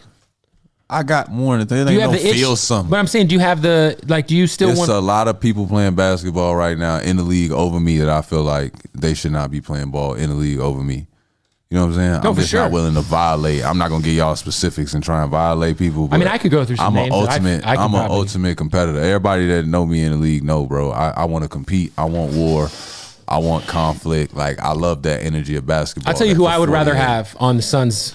I would rather have you instead of Abdel Nader. Do you hear this man? There's a guy on the Suns named Abdel Nader. Hear this man? Every time Monty Williams puts Abdel Nader in the fucking game, I want to stab myself. No, yeah. But you know what's crazy? This is what I'm gonna tell you about basketball, though. Like, I'm able to talk shit about it because I done played in the league. Yeah. I'm talking shit as a fan. But the thing that's crazy is you'll put dude on the court in the right system and he'll bust people's ass. Oh, for sure. I mean, everyone in the NBA is good, right? Very good. Yes. Very good. It's just crazy that you can, like, that's what I'm saying. Before Bron went to Miami, bro, do you realize fans was not disrespecting I feel like it was only hardcore. I feel like there was no disrespect going on. I don't know, man. Basketball players like this, dog. When I was a kid, I hated Karl Malone so much. I would I hated him too. Him and John good. Stockton. I just thought John Stockton was the corniest, short wearing. I'm like, look at this corny ass motherfucker. Like, but that was what made the basketball great. Because like you got to come to Utah and guard these short motherfuckers that say, yeah, y'all have the swag. We gonna bust y'all ass when y'all get here. Yeah, no, I mean, that's I feel like hardcore basketball fans are always talking shit. Oh no, for sure. You got to. That's what make the game great, bro. Let me ask you this: do you guys pay attention to the Skip Baylesses of the world, the First Takes of the world, the Stephen A. Smiths of the world? They part of it. It annoys you, but I don't think we don't take it that. Some guys do have moments where they take it pretty personal though. But it's just annoying. Like you wake up from your pregame nap and you got a million text messages about what Skip Bayless said about you before a game. Because some of that stuff, to me, is like borderline, like take it personal type shit. Especially like when we're talking about like, the Skip and LeBron dynamic, or some of the stuff Stephen A. Smith has said about certain people. I ain't gonna lie. I'm glad they don't do that to me. You know what I'm saying? You're not sure how you would take it, I'm sure. Not. Yeah. I'm not sure how I would, but I'm big on, I'll take it fine publicly. Yeah. Like I can media coach myself. Right. You could be in the press conference. Say the right thing. Ask me a question, I'll give you the Marshawn Lynch. I'm just here so I don't get fined. Like whatever. It's when I have to see you again. That's when things can get interesting, yeah. Like Stephen A is you shooting around before the game, he come out there, hey, what's up, man? Just start talking to you. It's like, bro, if you ever went on national television and created a whirlwind with my life before a basketball game, and I didn't perform how I wanted in that basketball game, if you walked up to me before and said hi, I don't know what'll happen. Yeah. Just because I would react. You know what I'm saying? Like it would be literally grown man reaction. In the same way you say when you play basketball, you react to go get the loose ball. Yeah, you don't think about like that. Like when you talk about something like that, it's like, bro, I did everything right with my pregame routine. I was in a vibe. We had a great practice. We doing all this stuff, and now randomly you bringing this up, and you and Skip argued about it for an hour, and now everything that everybody is talking about is just negative stuff with my name, and I can't do anything now. I can't go on Instagram if I wanted to look at something that was posted by my wife. I can't go on Instagram now because as soon as I open it, everybody's talking about what you and Skip was talking about. You know what I'm saying? So it's like if I had to deal with that dynamic every day, I probably would have an issue with it. I can only imagine. I'm glad I didn't. I had to, I think after a while everybody sort of realized, like, hey, bro, let's just leave dude out of it, man. He a little. Would you try to get a little off, man? Would you try to get back on a roster or do like the big three thing at all, or?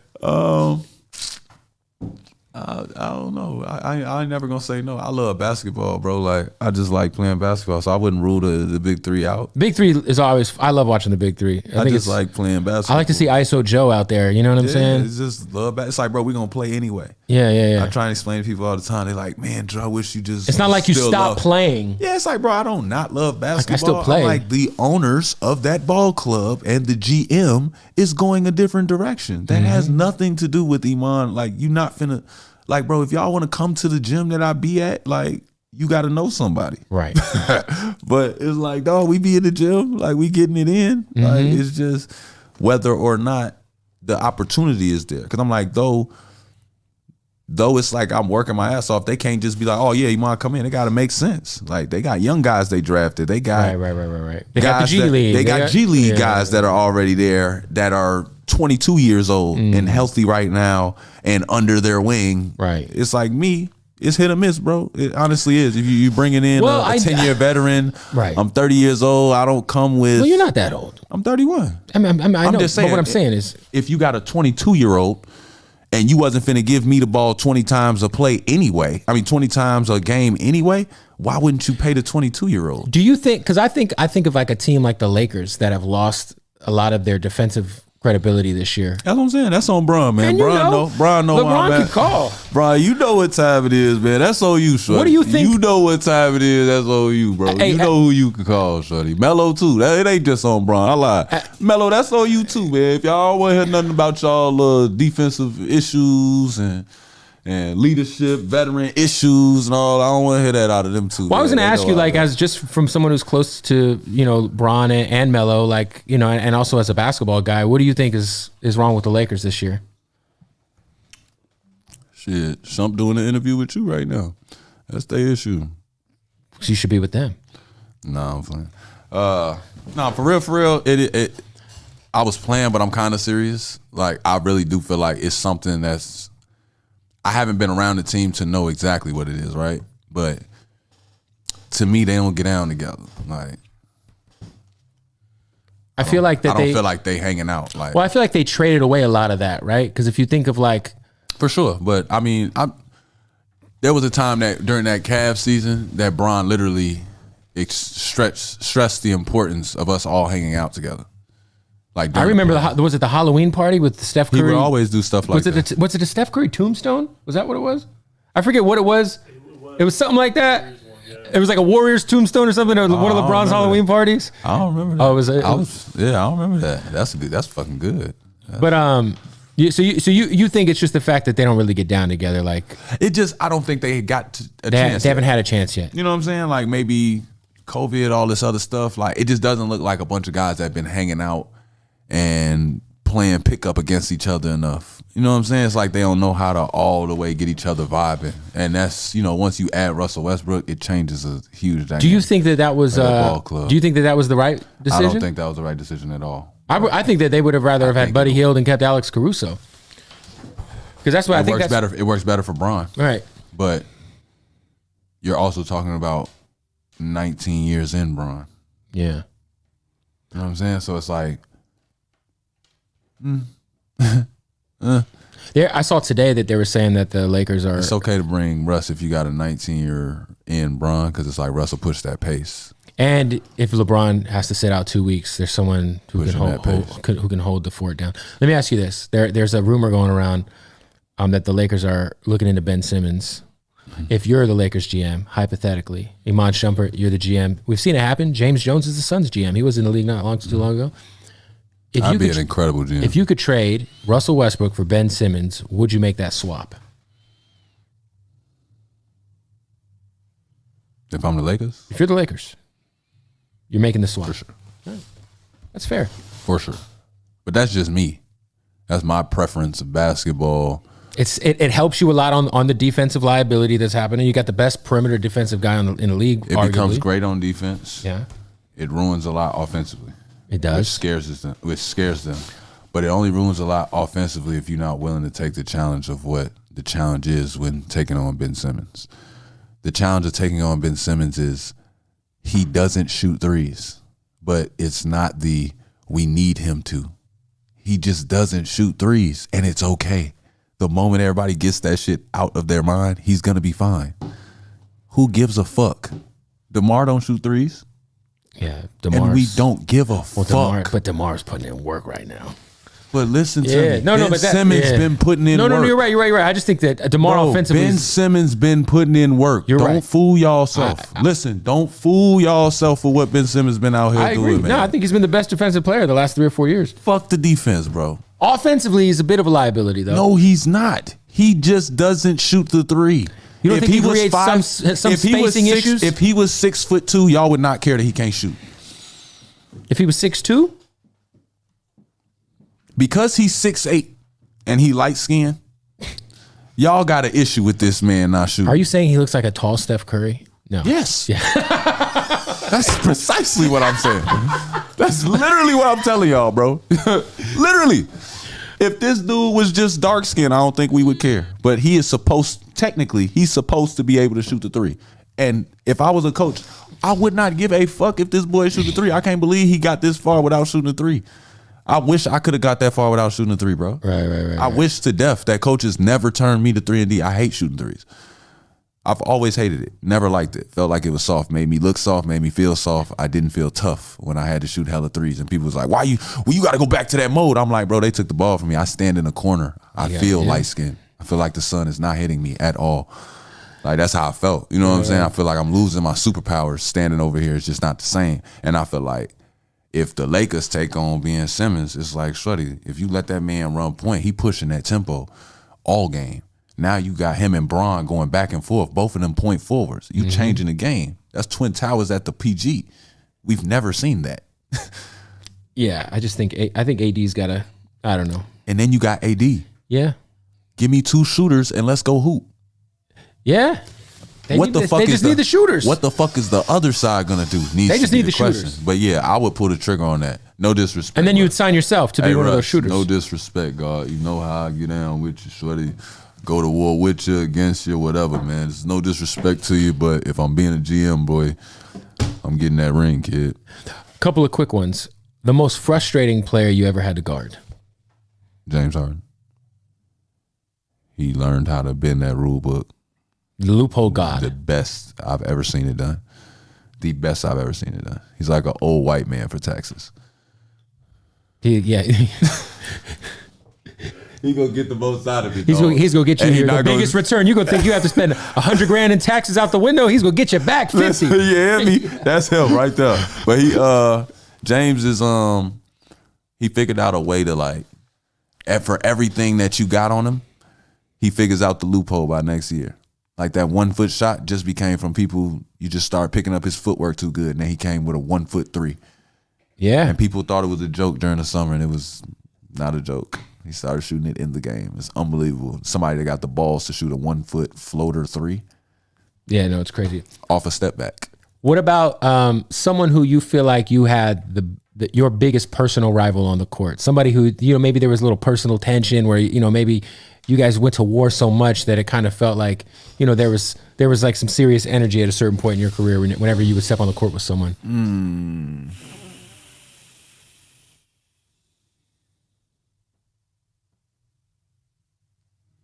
I ain't never really had nobody go like really bad blood with me. I feel like there was a time. Wasn't there a time you got in trouble for trying to go into the locker room to fight somebody after a game? Oh, Nurkic. Yeah, he was doing the NBA talk, and I wasn't trying to get the on the court tech, but it was just we ended up having a conversation afterwards. I believe I forgot who set it up for us, but I ended up talking to him about, I think the next time we played or some shit, we squashed it. But it was I felt like some of the shit he was doing, and one of the things he said, it was like, bro, there's a slow-mo replay. Like, you realize my daughter, somebody on the street might really think this is how this go. Like, they might think they really finna get this off. And I'm letting you know, bro, we don't get that off. Like, I told him when I was coming to the locker room, I told him on the court, and I think everybody thought because we won, I just was like gonna let it go. And I took off and went through the back. And what's crazy is they made it a big thing. Like I walked over there and people was like holding me back and all this other bullshit, and it wasn't, bro. Like I knew how to get there through this. I went through the back locker room, everything, to where I just popped up and I'm at his locker room, G, and I'm like, come out here and have a conversation with me, G, for real. I don't even know if I was gonna fight him or not. Right. I don't know what was gonna happen. We gotta have a talk, bro, because y'all just, this NBA shit is y'all going too far, bro, and I don't know where we at. Like, you can't tell me it's on deck like that, and then I get out the Uber and you right there, bro. Because once it's on deck, it's on deck. So it's like, I'm not, you know what I'm saying? Like, I don't know how to do that. Every time somebody told me it's on site, it was really on site. That's real shit. And I'm fighting for, you know what I'm saying? I'm not really just, this ain't no, the teacher gonna break it up fight. You know what I'm saying? It's like, I done been in a fight that took 2 minutes long. Like, you ever been in a fight take 2 minutes, bro? It's the longest shit in the world. 2 minutes is a long fight. A long street fight. If you fighting for 20 seconds, it feels like an eternity, yeah. But 2 Usually minutes a fight and ain't nobody helping. Quick. Yeah, it's like if ain't nobody helping, ain't nobody here to break it up. 2 minutes is a very long fight. So that's what I'm thinking of. I'm thinking more like that. Bro, if we pop out in a club, what I'm supposed to just act like we cool now? Like after you say some shit like that, like you do some shit like that, like he was just like too, I don't know. It was too like, whatever, deal with it. I'm like, bro, ain't no deal with it. Like, ain't no, and then he's like saying a different language and threw a couple of American curse words at me. I'm sweaty. I ain't going for that. I don't like it. So I ran back there. But I ain't never had nobody that I'm like looking for in the league. Like, right. I've never had nothing like that. I just think he just took it a little too far when he shouldered me. Who do you think is the most underrated player that you ever shared the court with in the NBA? There's someone who doesn't get enough love, enough flowers for how good they are or what they bring to the game.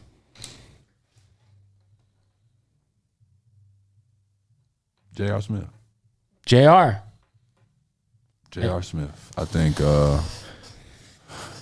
at one point I even told J.R. he was talking to me like, I'm like, bro, I don't know who you think I am, bro, But I used to play with you on the video games. So. Oh, for sure. On 2K with the Nuggets and with the Hornets. Like he was at one point though, it was like, but that's what I mean about the league. Like I remember when he was on the Nuggets, he was having like I think he had a 50-point game. Yeah, like he was. Times. He's like I said, when JR is hot, it's automatic. But it was like because so many people put him into that category of like he's got to be hot, he's streaky, he's got behavioral problems. It's like, bro, he was 18. Y'all put him in the league and gave him some money. He gonna make like he had to grow up in front of everybody, in front of everyone's eyes. I'm like, bro, that sucks. And now y'all putting him in a weird role. Y'all talking about my dog. Like at one point, JR was talking to me. I'm like, bro, you are J.R. Smith. I don't know what the fuck you talking about right now. You're J.R. Smith. Don't forget that. Yeah, like I don't know what you on right now. I used to play video games with you, fam. Like not shoulder to shoulder, motherfucker. Like I'm going on the fantasy draft to make sure I got J.R. Smith on my roster. Right. Like. You not gonna talk to me like that, bro. You gonna talk to me like you J.R. Smith. Yeah, I think you gonna teach me shit that J.R. Smith should be teaching me, and you gonna walk first. Like, you know what I'm saying? Like that's how I felt about JR. Cause it's like, bro, y'all like even when on that team, it was like people didn't understand. I was still a 21-year-old that was like, I went from being at Georgia Tech, lockout hitting. I'm at Chicago. I'm in Chicago just kicking it. I got the homies. I got ready for the league shit. Literally just playing with my homies every day. We just playing ball in the gym. We're doing our own sprint drills. Yeah, I wasn't paying a trainer, nothing. It was just going for blood, playing ball every day with them, talking shit. So it was like, bro, I went from that to Melo's my teammate, Amari's my teammate, Tyson, Baron Davis, Mike Bibby. I'm looking around like, motherfucker. I'm like, dog, I forgot Mike Bibby was on that team. You are J.R. Smith. You just came from China to play on my team. Like, I'm like, this man on my team, bro. I'm throwing them lobs. I'm like, gee, I threw this shit to JR today. Shorty caught that bitch backwards. I'm like, gee. I think JR like is underappreciated, but I also think like, oh no, he's still everybody's favorite. I just think people love him. Yeah, for sure. But underappreciated and undervalued as in a the player. NBA. As a player, there's no reason he should have never touched in $100 million contract. That's what I mean. Like, we're not gonna sit here and like it's just other players that got paid just because they were a good guy. And I didn't like that. There were some players that got paid. What was that one weird year where everyone got paid that shouldn't have got paid? It's just timing of the negotiation. It was the year the that lockout year. The lockout year happened. We had to put that new CBA in place. What was the name of that dude that got paid? That when it was on the Lakers, Luol Deng got paid, but he actually was solid. But there was the white dude that got super paid, who ended up. Was it Mos? It wasn't Mozgov. Timothy Mozgov? Was he it got Mozgov? 70. Yeah, it was Mozgov. Yeah. He didn't get super paid for no reason though. Mozzie was serving chips. Oh, yeah. I mean, listen. Use him. They didn't use him. He had a great finals. They didn't use him after that. Yeah. You know what I'm saying? So it did make him the next year probably did look like he wasn't shit. Yeah. No, but he had a great finals. If not used properly, everybody in the league looks like shit. Okay, what about this? Is there anything that you would say like your biggest regret about your career? Biggest regret. There was one point that they was bringing me in the office with the Knicks, and Mike Woodson was basically telling me, I need you to play two guard. Like, I need you to for what this team needs to be. And no disrespect to Raymond Felton, who at the time was running the ball club. For me to grow into what I felt like I was gonna become, like I always felt like I wanted to be Jason Kidd, but I always felt like I was Penny. I'm Penny Hardaway. Like I'm the big point guard that is gonna do fuck shit that looks like a two guard at times, but I just don't want to play two guard. I'd much rather play point and y'all go get me somebody that wants to shoot it every time. But I don't want like somebody that's like trying to figure it out. Like I want a asshole. I want a complete dickhead at two. Like right. Like people didn't understand why I loved Buddy Hield so much and why he played so well when I was there. Buddy Hield is what I'm talking about when I say a complete asshole, and not an asshole with how he takes direction or anything like that, but an asshole in the regard that I could look you in the eye, buddy, and say, do not shoot this shot. I don't care how open it is. Don't shoot this shot. When I throw it to him, if a motherfucker ain't in his face all over him, he's shooting it. He's shooting it. Yeah. Because no amount of pressure, no side bet, it ain't nothing that could go on in his mind that make him feel like he's about to miss this shot. He is completely invested in saying, I've never missed a shot in my life. And I love it because you need a motherfucker like that. That's a superpower. To be able to shoot an air ball, shoot it off the glass, and then come down and shoot all net. Short memory, man. Unbelievable. Yeah. While everybody figure out what they gonna do and they see, why are you shooting that? Everybody got everything to say. You come down and get that, he's shooting 4 out of 4 every time I throw it to him. It was like, I wanted that and I wanted it to be Penny. And I had that moment in that locker room with Woody. I could have just, I feel like I should have just tore up the locker room. When I got traded, I watched Melo tear up the locker room. Just throw chairs and do all the fuck shit. And I was like, that's what I should have did. And I should have said, trade me. Wow. Trade me. Because I'm not playing 2. I play point. This is how I play. This is how you get the most out of me. Like, if you take me out of that and I ain't never did this other shit before, I become something else. And in my mind, I was trying to hope like I was just gonna grow into this player that, you know what I'm saying? Like, maybe I play point guard at the end of the game now, but I start off playing 2 guard and then I'm averaging more. Like, maybe it could work out. I'm trying to like dive into it, and it just felt like, all right, bro, y'all just switched me to a 3-and-D guy, and now I just got less responsibility. Hey, but you had a great career. I mean, listen, you had a great career. For sure, but you asked me what I would regret. No, I respect that. I regret doing that because I felt because you might have had a different path. I just wanted to play point guard, bro. Like, even though we won a championship, that's what I wanted to do. That's not how I wanted to do it. Last thing, Jordan or LeBron? Who's the GOAT? Jordan? Yeah. Okay. Like I said, man, bro, you my dog. You know this, though. Me and Bron been in arguments about this, though. Well, does he take that? Does he like? Is he conscientious about that shit? Bron laughs at that shit, bro. Because like I feel like he's in the conversation. Why the fuck does he I feel like he is the conversation. He's getting compared to Michael Jordan, dog. We having real life arguments in barbershops about who's better between him and Mike. So let me ask you this though: Who he gonna get mad for? He don't get mad. Bron, that's what I'm saying about Bron. That's raw as fuck to me. Because me personally, I would be like, Mike got to play me 1-on-1. Fuck all that. We streaming this shit. Right. Let's Because for real, I low key think Mike's so competitive, bro. Mike could come out of retirement right now to play Bron and do it. Hell yeah. And take an L. Calm down. Maybe take a serious L. You ain't seen Mike Hoof in a while. I don't need to see it. Right now, LeBron versus Mike. Right now. Oh, do you know how Mike Jordan play? You ain't never seen it though. You've never seen Mike just. I've seen Michael Jordan in person. No, you've never seen him just sitting down and just get up in his street clothes. No, I've heard about it though. He does it all the time, bro. And every time you think like this nigga can't dunk no more. But don't you think LeBron has had the level of competition has been a lot more insane for LeBron? Are you being serious right now? Very much so. You're being dead serious, bro. Okay. You're being dead serious right now. Do you know what Michael Jordan had to deal with, bro? You for real? We can go over his finals opponents and go over LeBron's finals opponents, and you tell me who had the tougher teams. You tell me who lost. Okay, that's fair. But he also played the Trailblazers. He played. What was wrong with the Trailblazers? I mean, the Trailblazers They ain't have no super team. They ain't have a super team. LeBron had to play. That's a dick sucking statement. LeBron had to. Jesus Christ.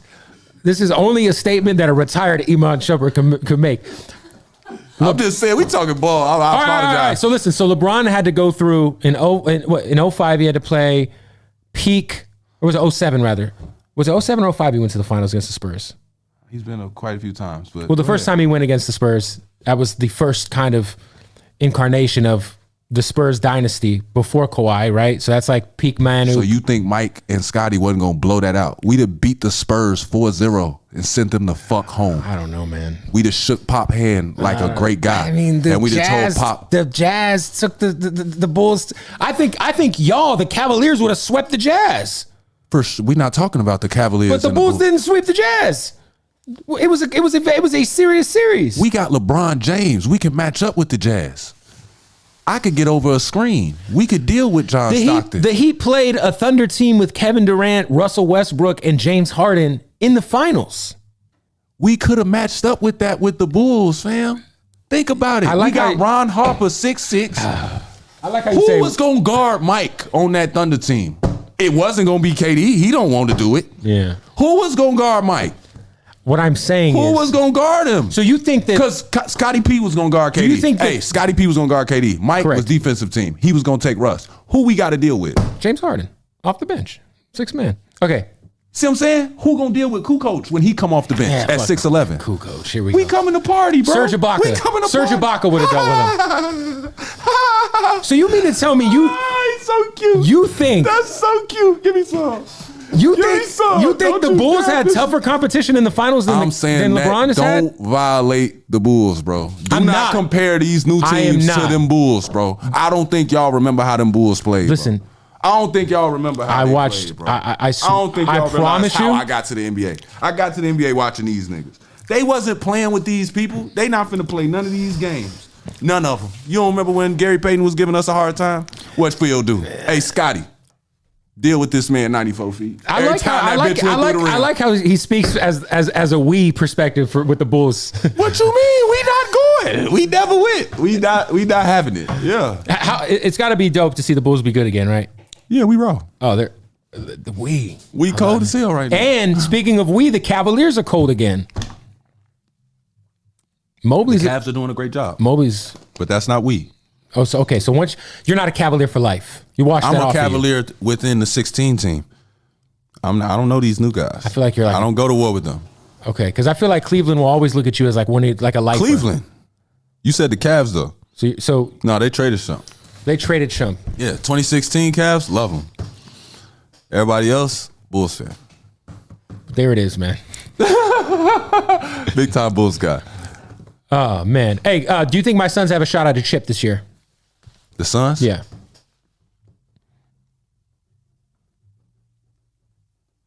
I don't know, man. Last year was y'all. It was our chance, right? It's going to be tough this year. I mean, we've been doing all right. It's not even about y'all doing all right. It's about if them guys. Who's your pick? Off the top of your head right now, who's your pick to be in the finals? 2 teams.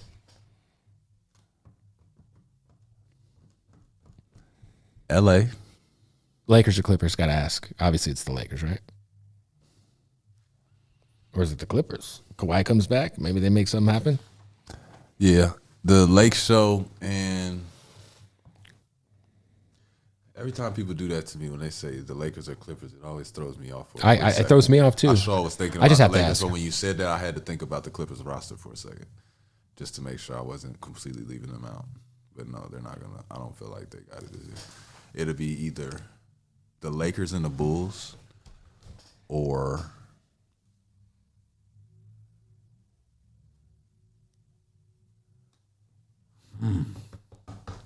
maybe I just want it to be the Lakers and the Bulls, but it's gonna be.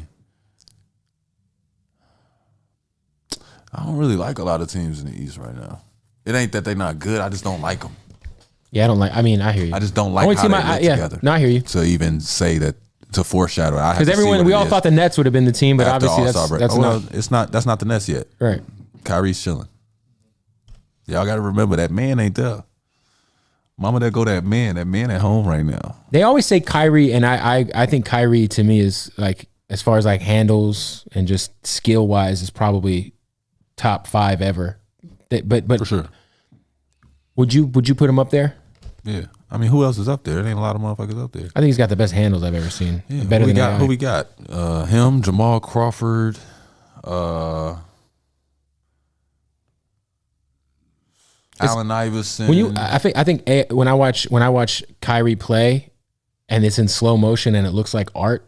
Like when you see Kyrie in slow motion in his bag, it's like watching art, dude. It's like it's the craziest shit. But it's only like a couple of people you can put in there. Yeah. Putting that many guys. It ain't that many guys with a nasty handle. Like everybody just got a handle for what they need to score.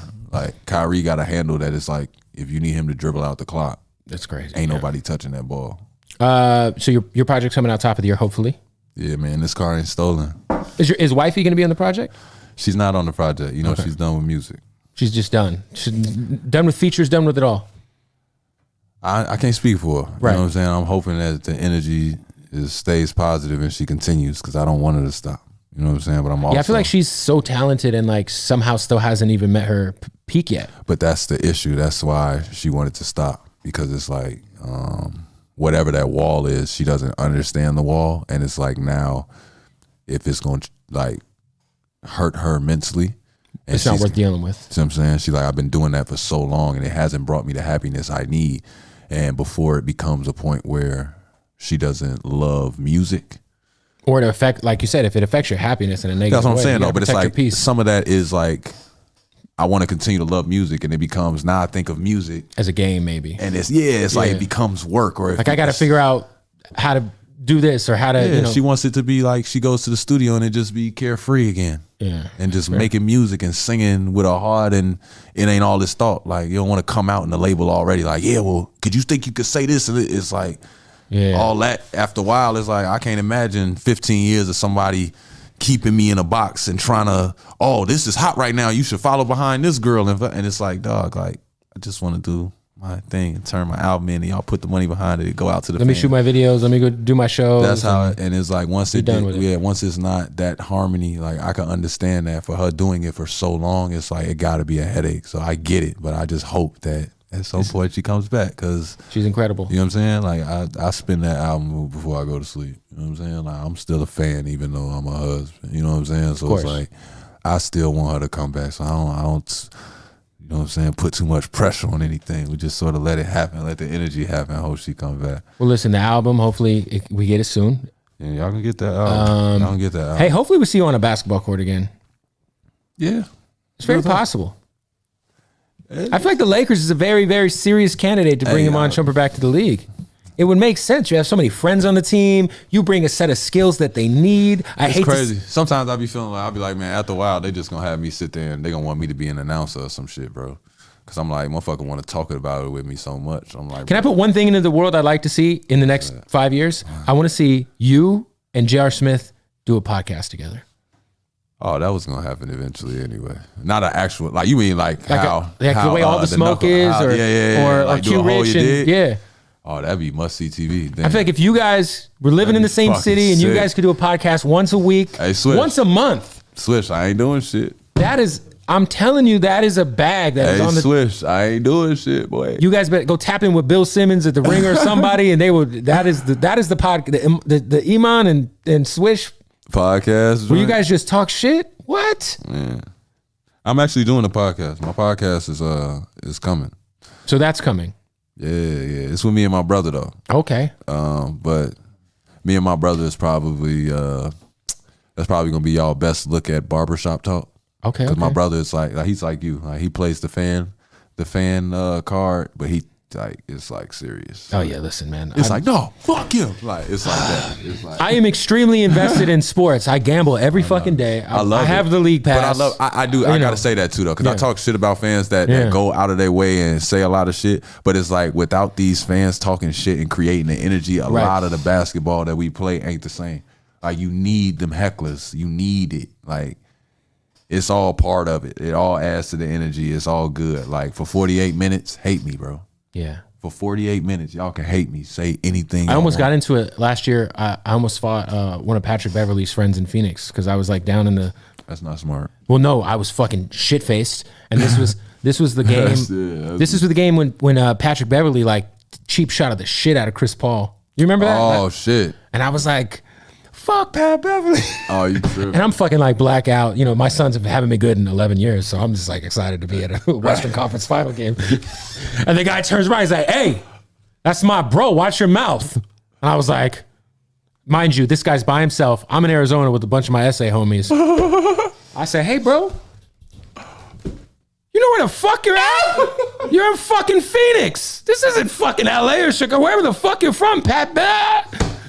Alright. I was drunk. It was about things got dicey. You know what I'm saying? But hey, I appreciate you. That's a bold move. I know. I was feeling myself. He said it though. He said, man, I was lit. I went for it. I went for it for sure. Oh, you want a freestyle? Are we doing a freestyle? Oh, they usually rap when they come. Let's fucking go, man. Hey, I did not know we were doing this is a treat. This is a treat. Oh yeah. Let's do this. What beat you? Essence? Any beat you want, we'll get. You talking about Nas and AZ? Send it to you. Nas and AZ Essence? Which Essence? Oh, you talking about WizKid? WizKid, okay.